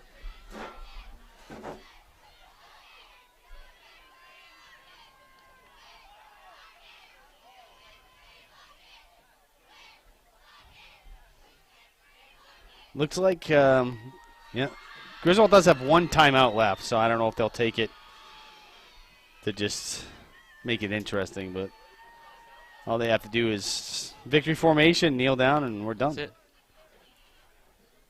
Wolverines 20. Waterford Lancers 21. Looks to be the final. Here's the whistle. Sure enough, it's the victory formation. There's the snap. There's the knee. This game is over. That's it. Well, Kevin, I didn't see this one coming. I thought the Wolverines were going to be able to pull it out. An amazing deep in the 4th quarter effort there by the Lancers after a prolonged injury timeout to mount a 95-yard drive. Of course, the Wolverines are able to answer with a touchdown of their own, but their extra point, two-point conversion did not work out. They leveraged the game on that play, and even as the Lancers leveraged the game on one of their plays that worked for a first down for them, big first down on a 4th down conversion. So the Wolverines, a difficult loss here at home by 1 point. Gosh, man, closest game we've seen in quite some time. Yeah, I mean, it was a competitive game. The second half, definitely the defense has stepped up because no one scored until the last 46.5 seconds. Right. I guess, again, for me, it's always about the game plan and play calling. And in the second half for the Wolverines, they barely threw the ball until they had to there at the end. Yeah. And again, you know, you can't wait until you have to. How about do it when they don't expect it? Yeah. and catch them off guard. Well, they played a play style that was working, but it was as if they had more than a 1-point lead. And they didn't score. No, they didn't. They didn't score until they had to at the very end. Right. Yeah, and it was on a series of passing plays. Yes. Right. So, again, you have to kind of wonder about the game plan when you're running the ball effectively, but you're not scoring. You got to try to mix it up inside the red zone, inside the 20. You got to start to say, all right, well, we're not punching it in, so let's mix it up. Maybe throw the ball on a down where they're not expecting us to, and see if we can get a big play here. So you can tell that this victory means a lot to the Lancers, especially with one of their players needing to go to the hospital for medical attention tonight. Definitely put some fire in them as they were able to come from behind. It was just a 1-point deficit, but boy, it was a 95-yard drive. Big 40-yard pass bouncing off the shoulder pad into the waiting arms of the Lancer receiver. 15-yard scramble, and that was the ball game, folks.